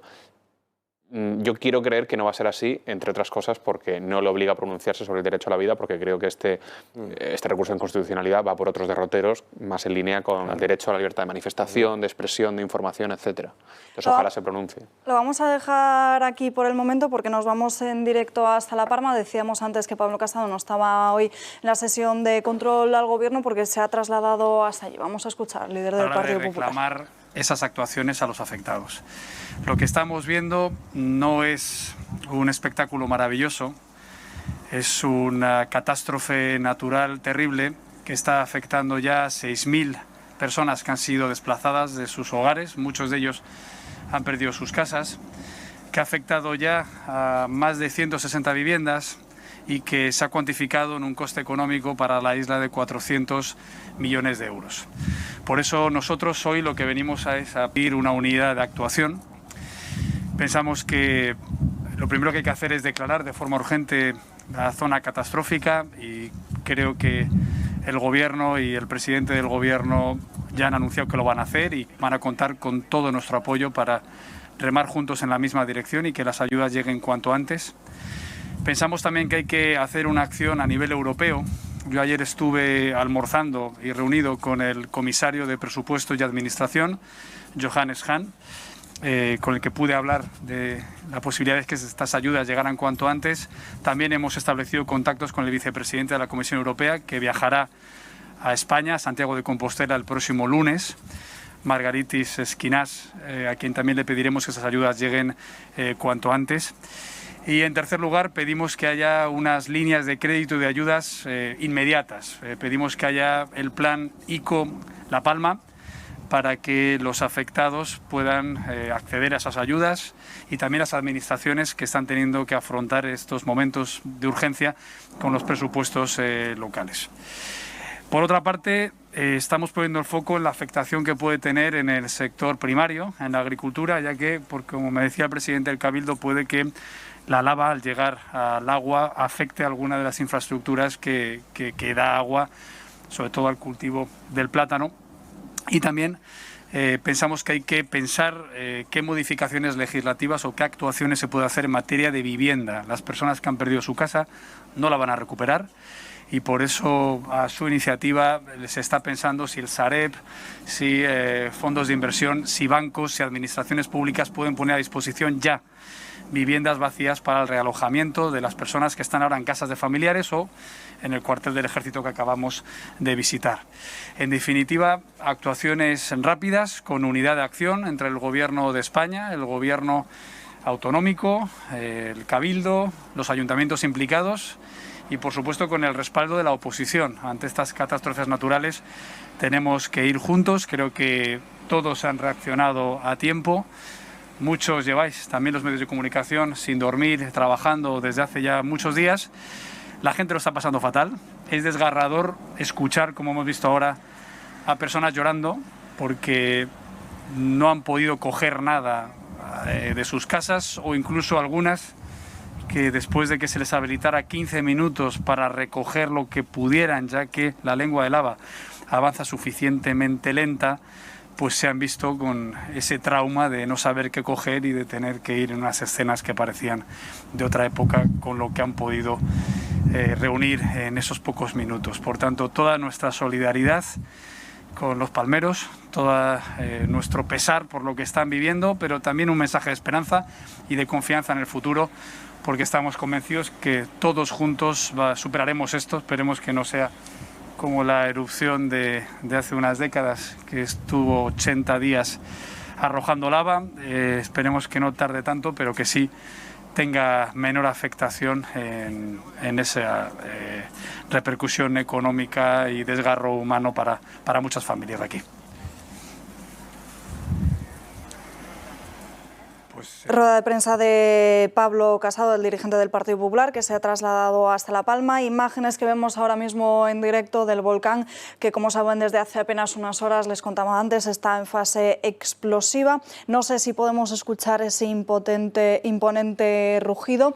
Los expertos están diciendo que prevén que esto dure entre 24 y 84 días. También hace apenas unos minutos Ángel Víctor Torres ha dicho que a las 8 puede ser ese momento en el que la lava toque el mar a la altura de Playa Nueva. También se dijo ayer, pero sin embargo durante esta noche tan solo avanzaba apenas unos 30 metros, por lo que esto no se puede decir que sea a las 8 ni a las 9 porque no lo sabemos. Ahora mismo se están evacuando a los vecinos de una nueva zona del Paso, que son los vecinos de Gedei. Como saben, los de Todoque están terminando de recoger los últimos enseres en sus viviendas, porque se prevé que esta localidad quede sepultada bajo la lava, y los bomberos están intentando que esa lengua se dirija por otro lado y no por que se lleve tantas viviendas por delante. Bueno, me gustaría hablar ahora de esto porque lo que hemos escuchado en los últimos días es un enfado monumental de los vecinos ante esas declaraciones de quien lo califica como un espectáculo, y sobre todo enfado de muchos de ellos con los periodistas, porque dicen, los periodistas pueden acercarse, estar en nuestras casas, pero nosotros no podemos ir a recoger nuestras cosas. Eso lo entiendo, sí. Sí, quería quizá comentar, porque además tengo algunas cifras interesantes que mencionar respecto a lo que está pasando allí. Bueno, primero, lo asombroso, no vale la pena perder mucho tiempo sobre lo que dijo la ministra, de que esto incluso he leído periódicos extranjeros que se mueren de risa de lo que ha dicho, que la critican, que dice que cómo puede hablar de espectáculo interesante para los turistas. Ha tenido que pedir disculpas. Es penoso, ha tenido que pedir disculpas y debería dimitir o cualquier cosa, no es normal. No, lo que preocupa más, y a mí me parece muy bien que Casado y Sánchez vayan allí, estén apoyando a la población, incluso prometan ayudas y compensaciones y demás. Bien, eso está bien, es necesario, y la tristeza y la tragedia es terrible. Pero como siempre, como nos pasó con el famoso Simón, con el tema de la pandemia, creo que se nos está tapando lo que puede pasar cuando llegue la lava al agua. Y es que la lava al llegar al agua, y por lo poco que he leído, y no soy yo un experto científico vulcanólogo, pero Mark Parrington del Servicio de Monitoreo Copernicus lo advierte hoy, precisamente, es que al llegar lo que se produce son nubes de SO2, de dióxido de azufre. Sí. Dióxido de azufre. A ver, ¿qué problema tiene esto? Que da lugar a lo que se llama la lluvia ácida. Y la lluvia ácida no es cualquier cosa, es por lo que paramos los coches en nuestras ciudades para que no se produzca. ¿Por qué? Porque ataca el aluminio y eso, y las edificaciones, las estatuas. Pero además mata a toda la vegetación, mata a toda la vida, los peces, y mata también, e incluso hace daño a los pulmones mucho, y dependiendo del tiempo que lo esté respirando y demás. La nube que se va a formar, según Parrington, va a llegar a Murcia y Valencia en cuestión de 2 días. Está cubriendo ya parte de Marruecos. ¿Por qué no se nos cuenta exactamente científicamente lo que puede pasar? Si esto dura 84 días, como fue el máximo histórico que ha durado una erupción, creo que en La Palma en el 1500 algo, 84 días. Bueno, pues estamos a 2/3 de las emisiones de SO2 de toda España en un año. 2/3. Y si durase 130 días, estaríamos en el equivalente de toda la lluvia ácida de España en un año. O sea, que es una barbaridad. Cuando pensamos en los cultivos que hay en esta isla, que no es solo el caminito por donde va la lava, es que es la isla en su totalidad, que tiene una vegetación y unos cultivos que pueden hundirse, pero por tiempo, por muchísimo tiempo. Entonces, ¿por qué no se prepara uno a eso? Segundo, si esto va a atacar a los pulmones, al asma y a los niños en particular, yo estoy leyendo por ahí que se habla de 10.000 personas que van a tener que ser evacuadas, creo que la evacuación debería ser, me da a mí la sensación, o por lo menos prepararse. Me imagino que la policía y demás están preparando una evacuación mayor. Y hay que recordar que en esa última erupción, creo que fue en el año 70, un hombre murió por estos gases tóxicos. Y si la nube, como se dice, va a llegar también a España, a la península, en 2 días, y Marruecos, que no estamos hablando de ellos, pero yo por el dibujo que he visto de la nube ya está cubriendo gran parte de Marruecos, esta lluvia ácida es muy dañina. No es culpa de España, es culpa de la catástrofe, pero va a hacer daño a los pulmones de mucha gente y sobre todo a la vegetación también, a la biodiversidad de esta isla, que es un reclamo turístico y para el turismo de Canarias en los próximos años puede ser gravísimo. O sea, que no se nos está contando toda la historia. Yo lo que sí pediría es, como en el caso de Simón y como en el caso de siempre, que por quitarnos miedo se nos tape la ciencia, que nos cuenten la ciencia, luego nosotros seremos capaces de opinar si lo están haciendo bien o mal, pero que no nos tapen la ciencia. Se está publicando por ahí, en grupos y asociaciones lo están diciendo, que nos lo digan, pero no veo ni un medio. En temas, a veces se tapa la escritos ciencia. Sí hay, Hay algo que está saliendo. Y he buscado y hay mucha cosa escrita. Lo que pasa es que, claro, me estás hablando, o sea, el fenómeno de la nube existe, pero la nube donde va no depende de nadie más que del viento. Por ahora dicen que hacia España. Sí, pero el viento lo sabremos cuando se produzca. Entonces, claro, puede ocurrir que venga para aquí, que vaya para allá, que vaya para allá. O sea, se podía poner nervioso todo el mundo. ¿Te has dado cuenta que no se habla de nada de eso? O sea, que la lluvia ácida, tantas emisiones como toda España en un año, no se está hablando de eso. Pero que me parece más preocupante eso que no el tema de hacia dónde va a ir la nube, que no tenemos ni idea. Primero que puede no llegar al mar eso, ¿eh? Claro. O sea, llegar al mar seguramente, pero puede no llegar al mar, se puede parar antes.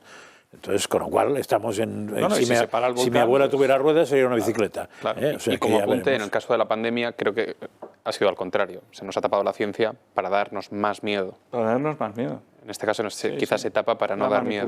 Para no dar miedo. Pero me imagino que están previendo todas las consecuencias que puede tener esto. Pero que se tapa relativamente, porque si tú quieres preguntar a un geólogo, te habla cualquier geólogo. Ya, la confianza mía en las Fuerzas Armadas, son los políticos. En las Fuerzas Armadas es absoluta. Exacto, lo malo son los políticos. En una rueda de prensa si a mí me parece fenomenal. Si mi generación, nosotros tenemos los de mi generación tenemos el recuerdo de una erupción de verdad. O sea, de verdad, no digo que esta no la sea, de una erupción brutal que fue la del Nevado de Ruiz. Te acordarás, seguro. Sí. Murieron 26.000 personas en Colombia. Eso es un pedazo de volcán. Y esto tiene consecuencias, como hemos dicho, pues ahora mismo para un número de gente, para unas miles de personas que pueden perder sus casas, vamos a ver cuál es el futuro de esa isla y cuáles son las consecuencias que se irán viendo. Pero lo de irse allí para hacer la foto, hacer una rueda de prensa y decir, que las ayudas sean ya, que el realojo sea ya, que se ocupen ya. Y dices, espera un momentito. Pero a ver cuántos. Espera un momento. ¿Cuánto se destroza? Porque a lo mejor se destroza más. Claro, para empezar a lo mejor tendrías que realojar a la gente en los hoteles que están ocupados por los inmigrantes. Eso, pero vamos a empezar por ahí. Sí. Y no tenerlos ahí en cuarteles o en polideportivos tirados una colchoneta. Vamos a seguir por ahí también. Pero vamos a esperar. De que sí, que se hagan todos, que Protección Civil, que las Fuerzas Armadas pueden aliviar la carga y el sufrimiento de los palmeros que están en este momento pues sufriendo las consecuencias de una catástrofe natural, con lo cual debe ser declarada inmediatamente zona catastrófica, eso es evidente. Pero no pidáis ayudas ya, no pidáis dinero ya, no pidáis...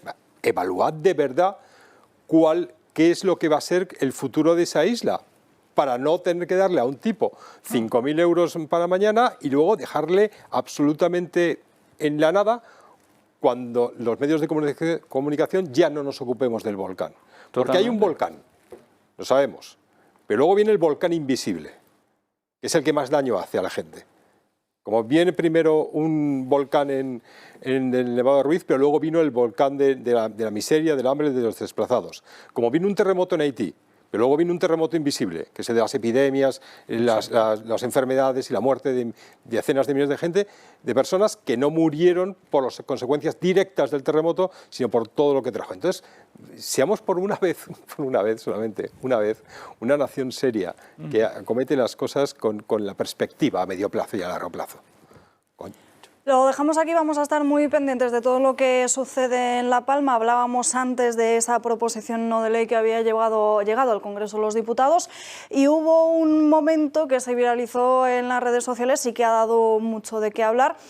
Cuando estaba hablando una socialista, un diputado de Vox la llamó bruja, entonces le echó del Congreso de los Diputados después de que este hubiese retirado esas palabras. Ana, cuéntanos qué es lo que ha pasado, porque este asunto ha vuelto a llegar hoy a la Cámara Baja.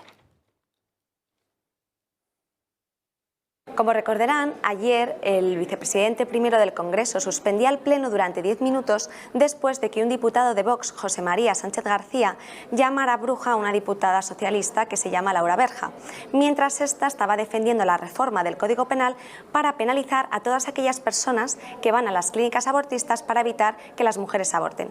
Posteriormente, el diputado de Vox se retractaba.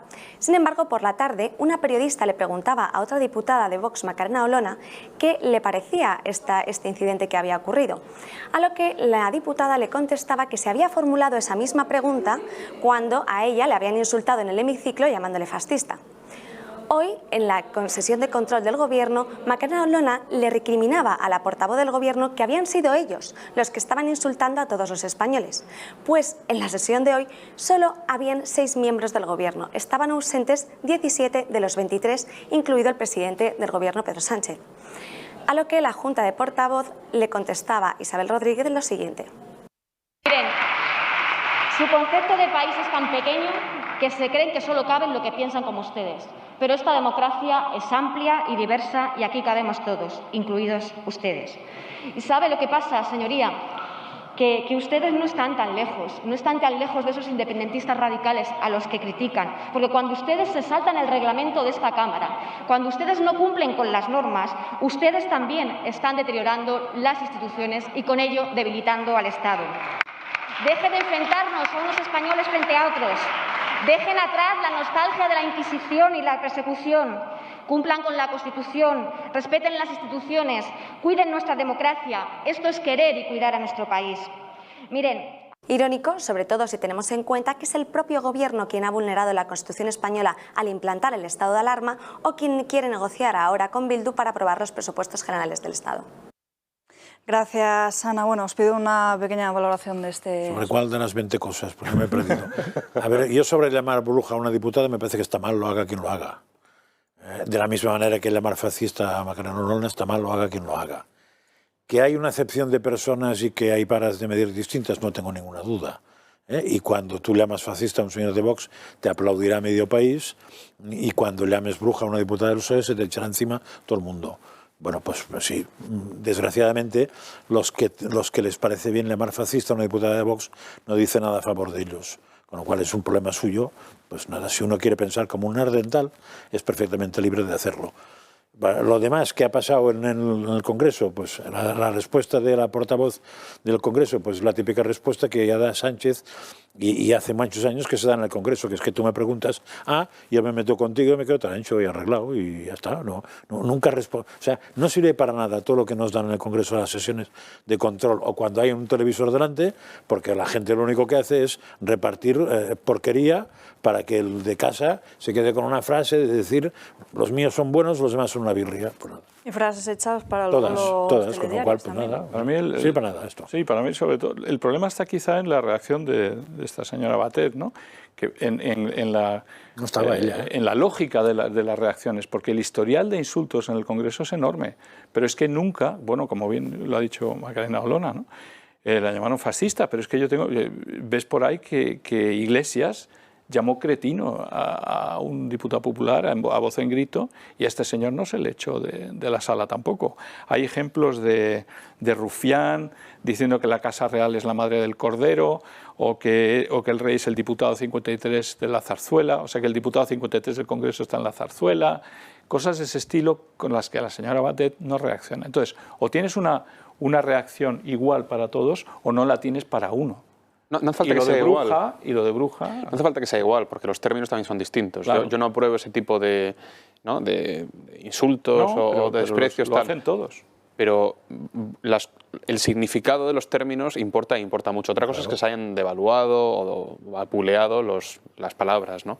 Pero bruja tiene unas connotaciones muy distintas a fascista. Claro. Sí, claro. Especialmente y asesino peor y tal. Especialmente en ese foro.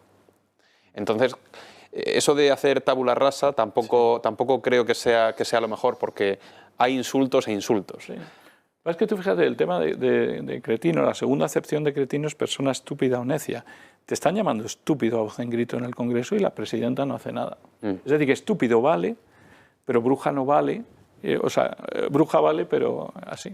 Es que la mayoría ha empeorado mucho eso, ha cambiado mucho. Ha cambiado. Déjame un segundo que contar una cosa. Lo que os decía antes en Cataluña, cuando entrabas en el Parlamento te avisaban de lo que no deberías hacer. Y una de las cosas, de las muchas que te decían, era eso. No le llames mentiroso a nadie. No puedes llamar mentiroso, estúpido, dile que miente. No claro. Ya está. Pero no le llames mentiroso. Di que miente. Ya está. No, pues es que es más o menos lo que iba a decir. A lo mejor en ese momento el diputado de Vox pues no midió sus palabras, porque se pueden decir las cosas de una manera diferente. Dice, no hace falta llamar a nadie bruja. El problema aquí en este caso es a quién se lo dirige, es una mujer. Entonces la hiperprotección, la ultra mega protección de las mujeres en este momento, a la que no se les puede, no pueden recibir ninguna crítica, nada absolutamente, ni siquiera un término además que es tan absolutamente tonto como bruja.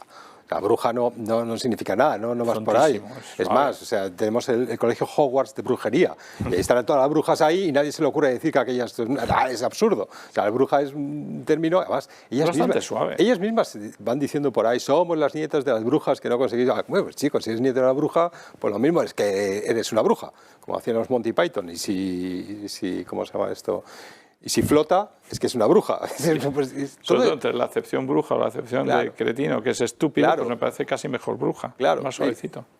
Pero aquí lo único que a mí me parece clave es si lo que hace el diputado de Vox altera el orden en el Congreso o no lo altera. Exacto. Para mí no lo altera. No.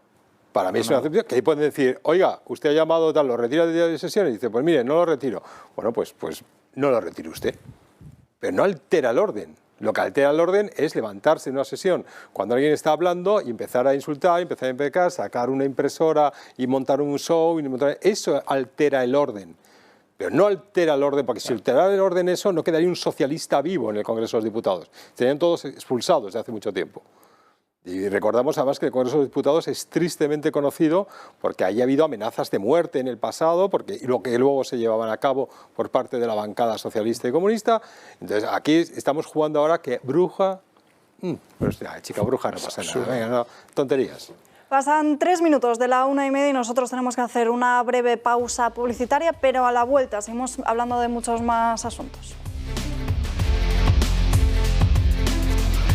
Ya estamos de vuelta aquí en Dando Caña y tengo que contarles algo muy importante, y es que el Club de Amigos ya está de vuelta para estar dentro de todos sus planes. Completen su agenda con nosotros mes a mes a través de todas nuestras videoconferencias. Les voy a repasar el calendario de los próximos días. Hoy miércoles 22 de septiembre a las 6 de la tarde arranca la nueva temporada de los ciclos musicales de la mano de Edgar Martín, que es director de orquesta y divulgador musical.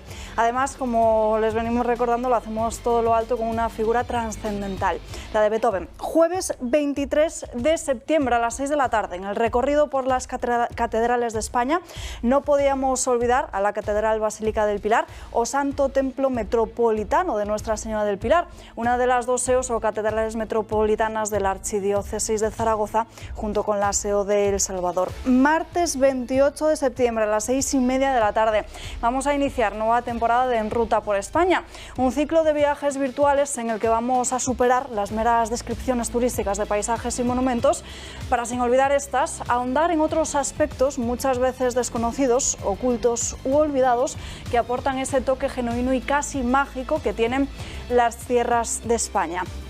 Jueves 30 de septiembre a las 6 de la tarde va a estar con nosotros Alfonso Artesero, Salvemos el Prado, donde nos va a hablar de la creación de un comité que se creó para salvar todo el arte que estaba en peligro de los saqueos de los milicianos y de los bombardeos de la aviación franquista.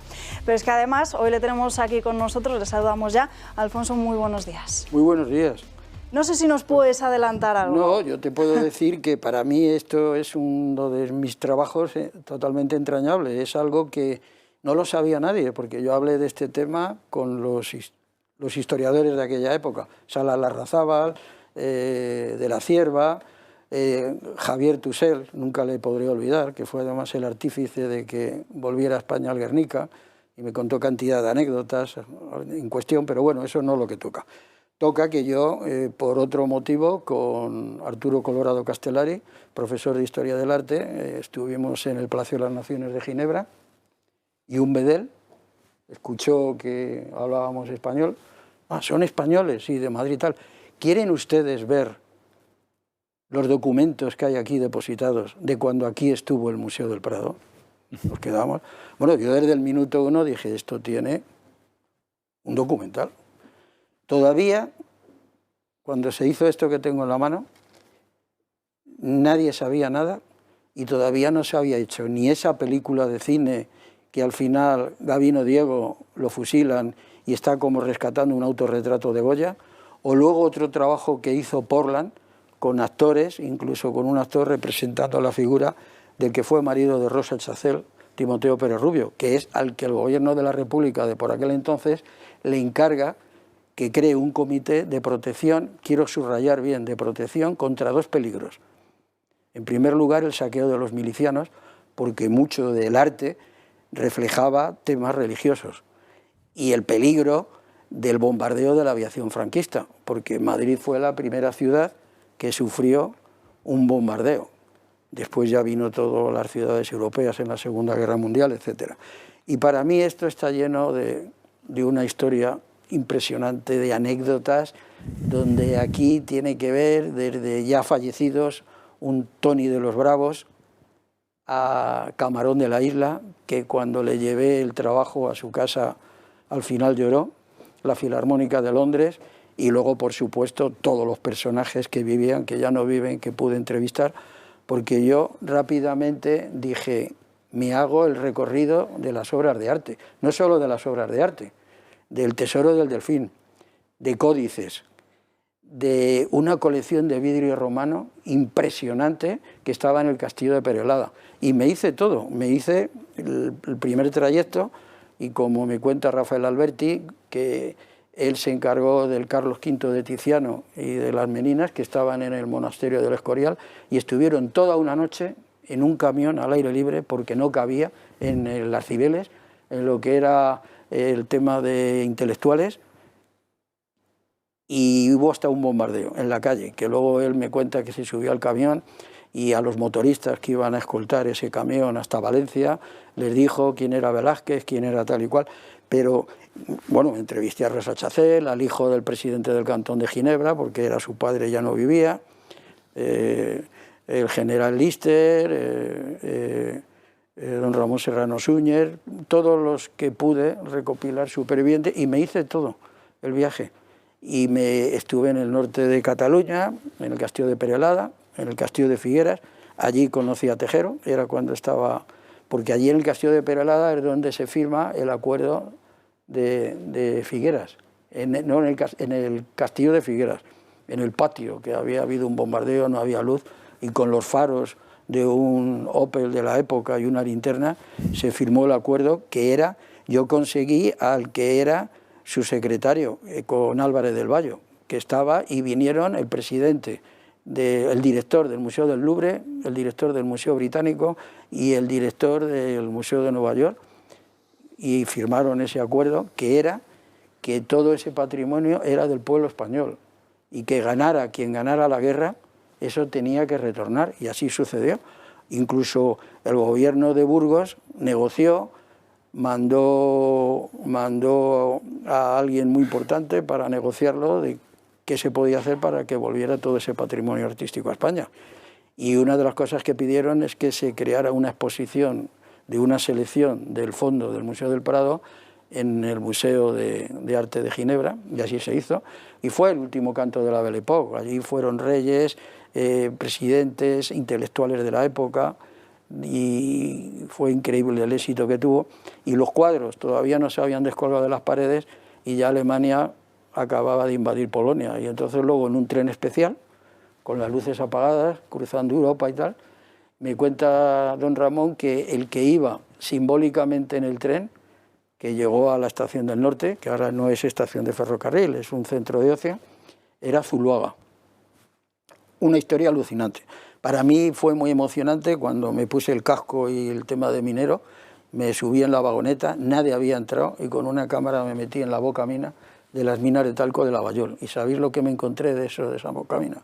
Me encontré un búnker que lo hizo el arquitecto, ingeniero Juan Negrín, hijo del que canario, del que fuera presidente del gobierno, y era un búnker, estaba todo y el exterior de la mina con pinturas de camuflaje y tal, y ahí es donde estuvo las piezas pequeñas del patrimonio y el oro que salió en el Evita y con el que se estuvo manteniendo durante años lo que fue el gobierno de la República en el exilio.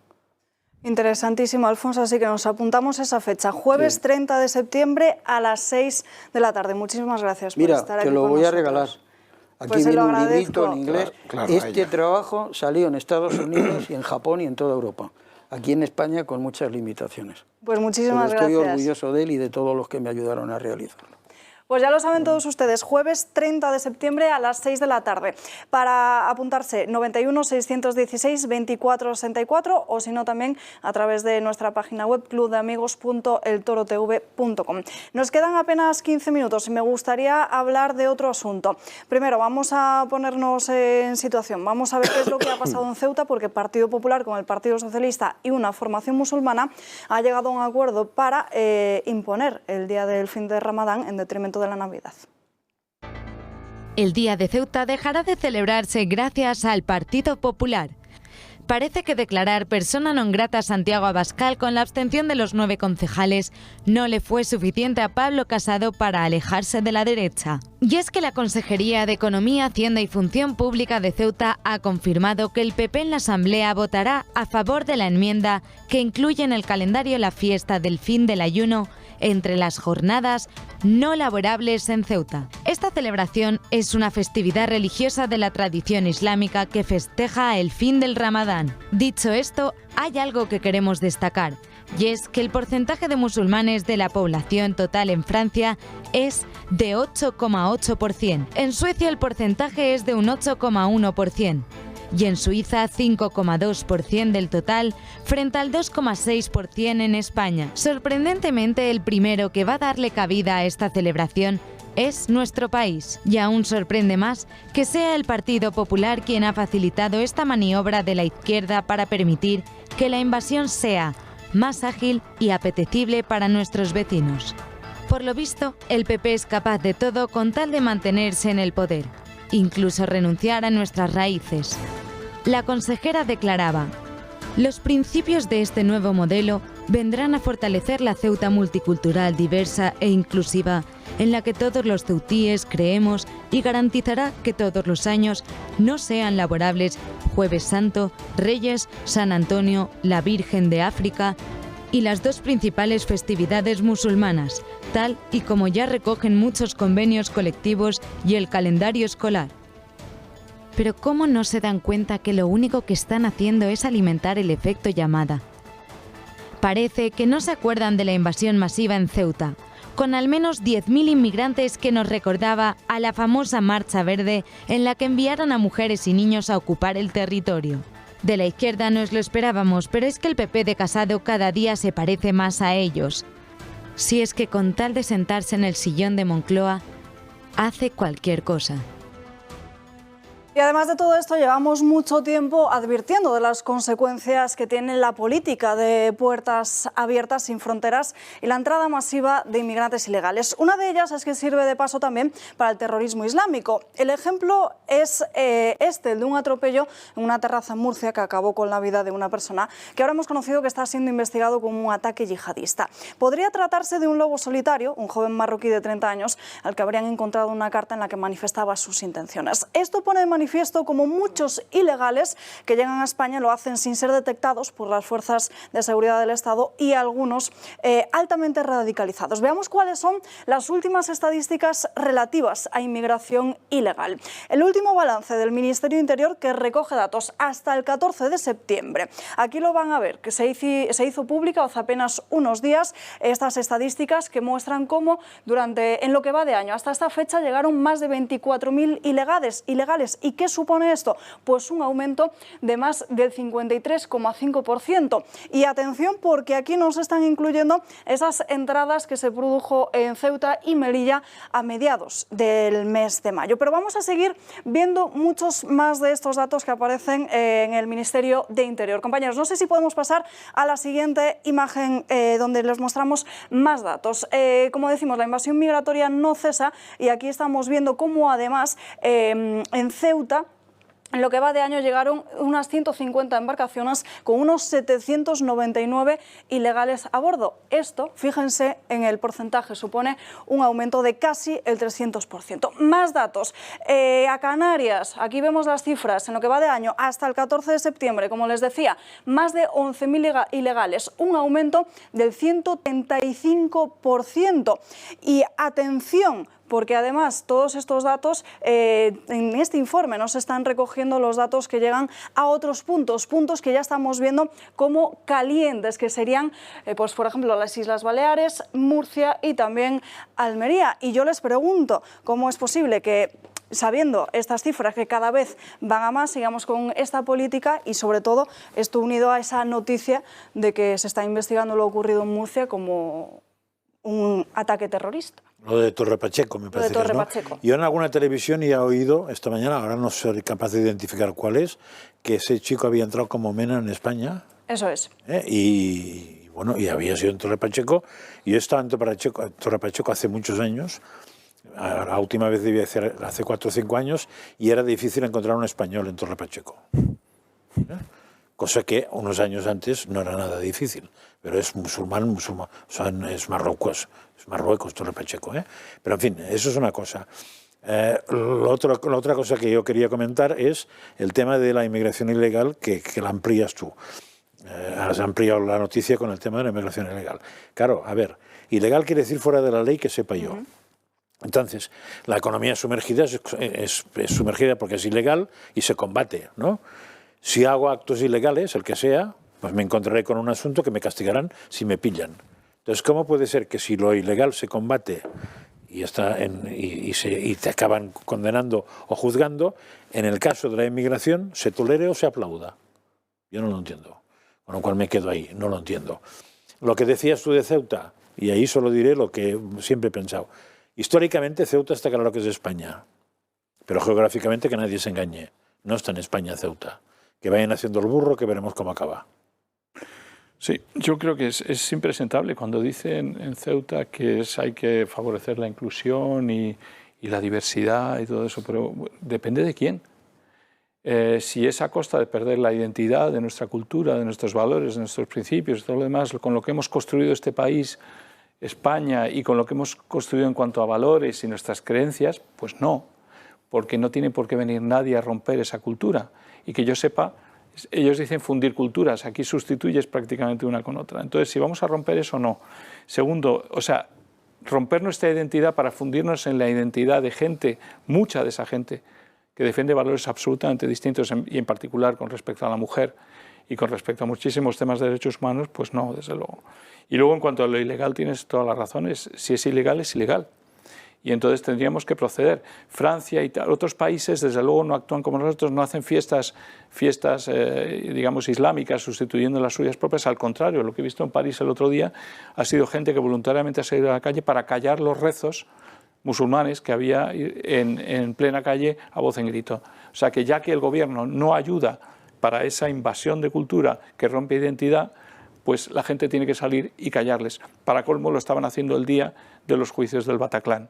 O sea que es... y Francia es el ejemplo del laicismo. Y Francia es un ejemplo del laicismo. Y tanto defender diversidad, cultura, sí, pero es que estos señores habían asesinado a creo que 100 y pico, 200 personas en el Bataclan en Francia, en París, y toda la serie de cosas que han dicho. O sea que no es tan sencillo esto de la diversidad de opiniones. Las culturas son muy diferentes, los valores son muy diferentes y estás haciendo una fiesta a un grupo que no defiende para nada nuestros principios y valores. Entonces, que seamos conscientes de lo que estamos empezando a hacer y que no hacen otros países. No, y la doble vara de medir, nosotros. porque a cambio, en este caso la religión, que sí ha caracterizado tu cultura, no le pones un mísero tuit cuando corresponde. O no corresponde, pero entonces no se lo pongas a ninguno, ¿no? Claro. Sí, yo estoy completamente de acuerdo en que bueno, ese multiculturalismo, si funciona, desde luego no funciona con todos los ingredientes.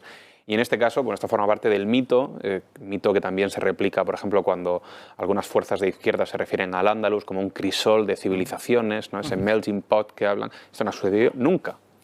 Nunca, pero no en Al-Ándalus, nunca en el mundo.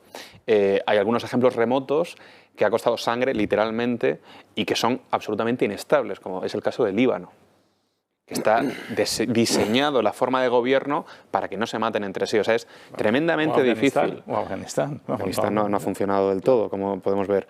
Luego, por poner el dato, porque yo como murciano en el exilio, pues ayer lo miré, en Torre Pacheco viven 38.000 personas, de las cuales 12.000 son de origen marroquí, no sé si legales o no, seguidos de un segundo grupo poblacional foráneo, que es el de los jubilados británicos. Es decir, bien. Que no viven en el centro. Es decir, el argumento... Los británicos viven en la periferia, en los golf y demás. Efectivamente, en los campos de golf. En los golf de fuera, Entonces, que sin ánimo de juzgar el caso particular, que no lo conozco, no vale en este caso, como podemos ver por la demografía, sencillamente el argumento de se trata de un grupo marginal que puede radicalizarse, etcétera, etcétera. Estamos hablando del 32%, si la matemática no me falla, de la población de ese municipio. Estamos hablando también, estamos hablando del Partido Popular de Ceuta, ¿no? El Partido Popular que ha sido hegemónico, salvo un pequeño momento de tal, hegemónico hasta el momento de tener, no me acuerdo ahora mismo, imaginaos que hubiera 31 diputados en la Asamblea de Ceuta, pues ellos tenían 27, 26, auténticas salvajadas. ¿Cuál es el problema en todo este asunto? ¿Por qué no se ha hecho esta fiesta musulmana hace 30 años? ¿Por qué no se ha institucionalizado esta fiesta musulmana? Porque ahora mismo el Partido Popular se encuentra en una posición de debilidad porque Vox es la fuerza más votada en Ceuta. Entonces, lo único que pueden hacer el Partido Popular, como me temo que algún día pueda hacer en otros tal y en elecciones generales, es arrimarse a otras fuerzas. Porque no quiere tener nada que ver con Vox. Y lo que quieren ahora mismo prefieren tener contentos a la minoría musulmana que representada en la Asamblea de Ceuta, pro-marroquí, porque es pro-marroquí, soltando discursos buenistas y buenrollistas como el multiculturalidad y diversidad. Hombre, que no somos tontos. Lo que pasa es que ahora mismo estáis en una posición de debilidad y estáis buscando cuáles son vuestros aliados de futuro. Si no, haberlo hecho hace 30 o 40 años, cuando Ceuta era igual de musulmana que lo que es ahora. Quiere decir que había la misma población musulmana, pero Ceuta, por su naturaleza, es cristiana. Pero no por su naturaleza, por el ethos, por lo que decimos, por la identidad de un pueblo, la identidad de un pueblo español. Y esa identidad es culturalmente cristiana. Si tú empiezas a quitar lo culturalmente cristiana en aras de la multiculturalidad y la diversidad, no os vamos a creer, porque solamente es cálculo electoral. Pero estáis jugando por un rédito electoral con la identidad de una nación. Y eso es el Partido Popular. Para esto hemos quedado. Y electoralmente... ¿Pero cuántas veces les he votado yo a estos tíos? Muchas veces. Y les pasa lo mismo. ¿Qué les auguras electoralmente en las siguientes elecciones? Sí, con ese comportamiento. Pues ¿qué les auguras? Auguro una victoria de Vox. Y un batacazo del PP. Un batacazo del Partido Popular, pero la posibilidad de que Partido Socialista, Partido Popular y la izquierda pro-marroquí igual ya no da, ¿eh? Igual ya no da que guarden... de hacer el burro... Claro, que guarden... A eso iba, que incluso desde una perspectiva pragmática, ¿no? como estrategia electoral, parece poco plausible que haciendo esto vayan a conseguir el voto de una población española o no, legal o ilegal, pro-marroquí. Claro. Parece poco inteligente, estratégicamente hablando. Es muy poco inteligente. Y aparte es muy peligroso porque hemos hablado aquí muchas veces de Ceuta y Melilla como dos polvorines a los que hay que tratar con sumo cuidado. Y esto no es tratarlo con sumo cuidado, sino es alentar efectos llamada y alentar la islamización. Porque cuando tú alientas esto, también alientas que ellos impongan sus propias leyes, como ha ocurrido en barrios y en ciudades inglesas. y en barrios periféricos franceses. Y que en esto instituciones es españolas también. También. Y hace Bueno, pues no lo hagamos, no juguemos con esto, que Ceuta es muy complicado, que tiene un presupuesto enorme y un tráfico de mercancías, como Melilla es tremendo el tráfico, que tiene más presupuesto casi que toda la provincia de Málaga. Oye, no juguemos con estas cosas. Juguemos a nación. No juguemos a mi poltrona y mi sillón. Dios, una vez.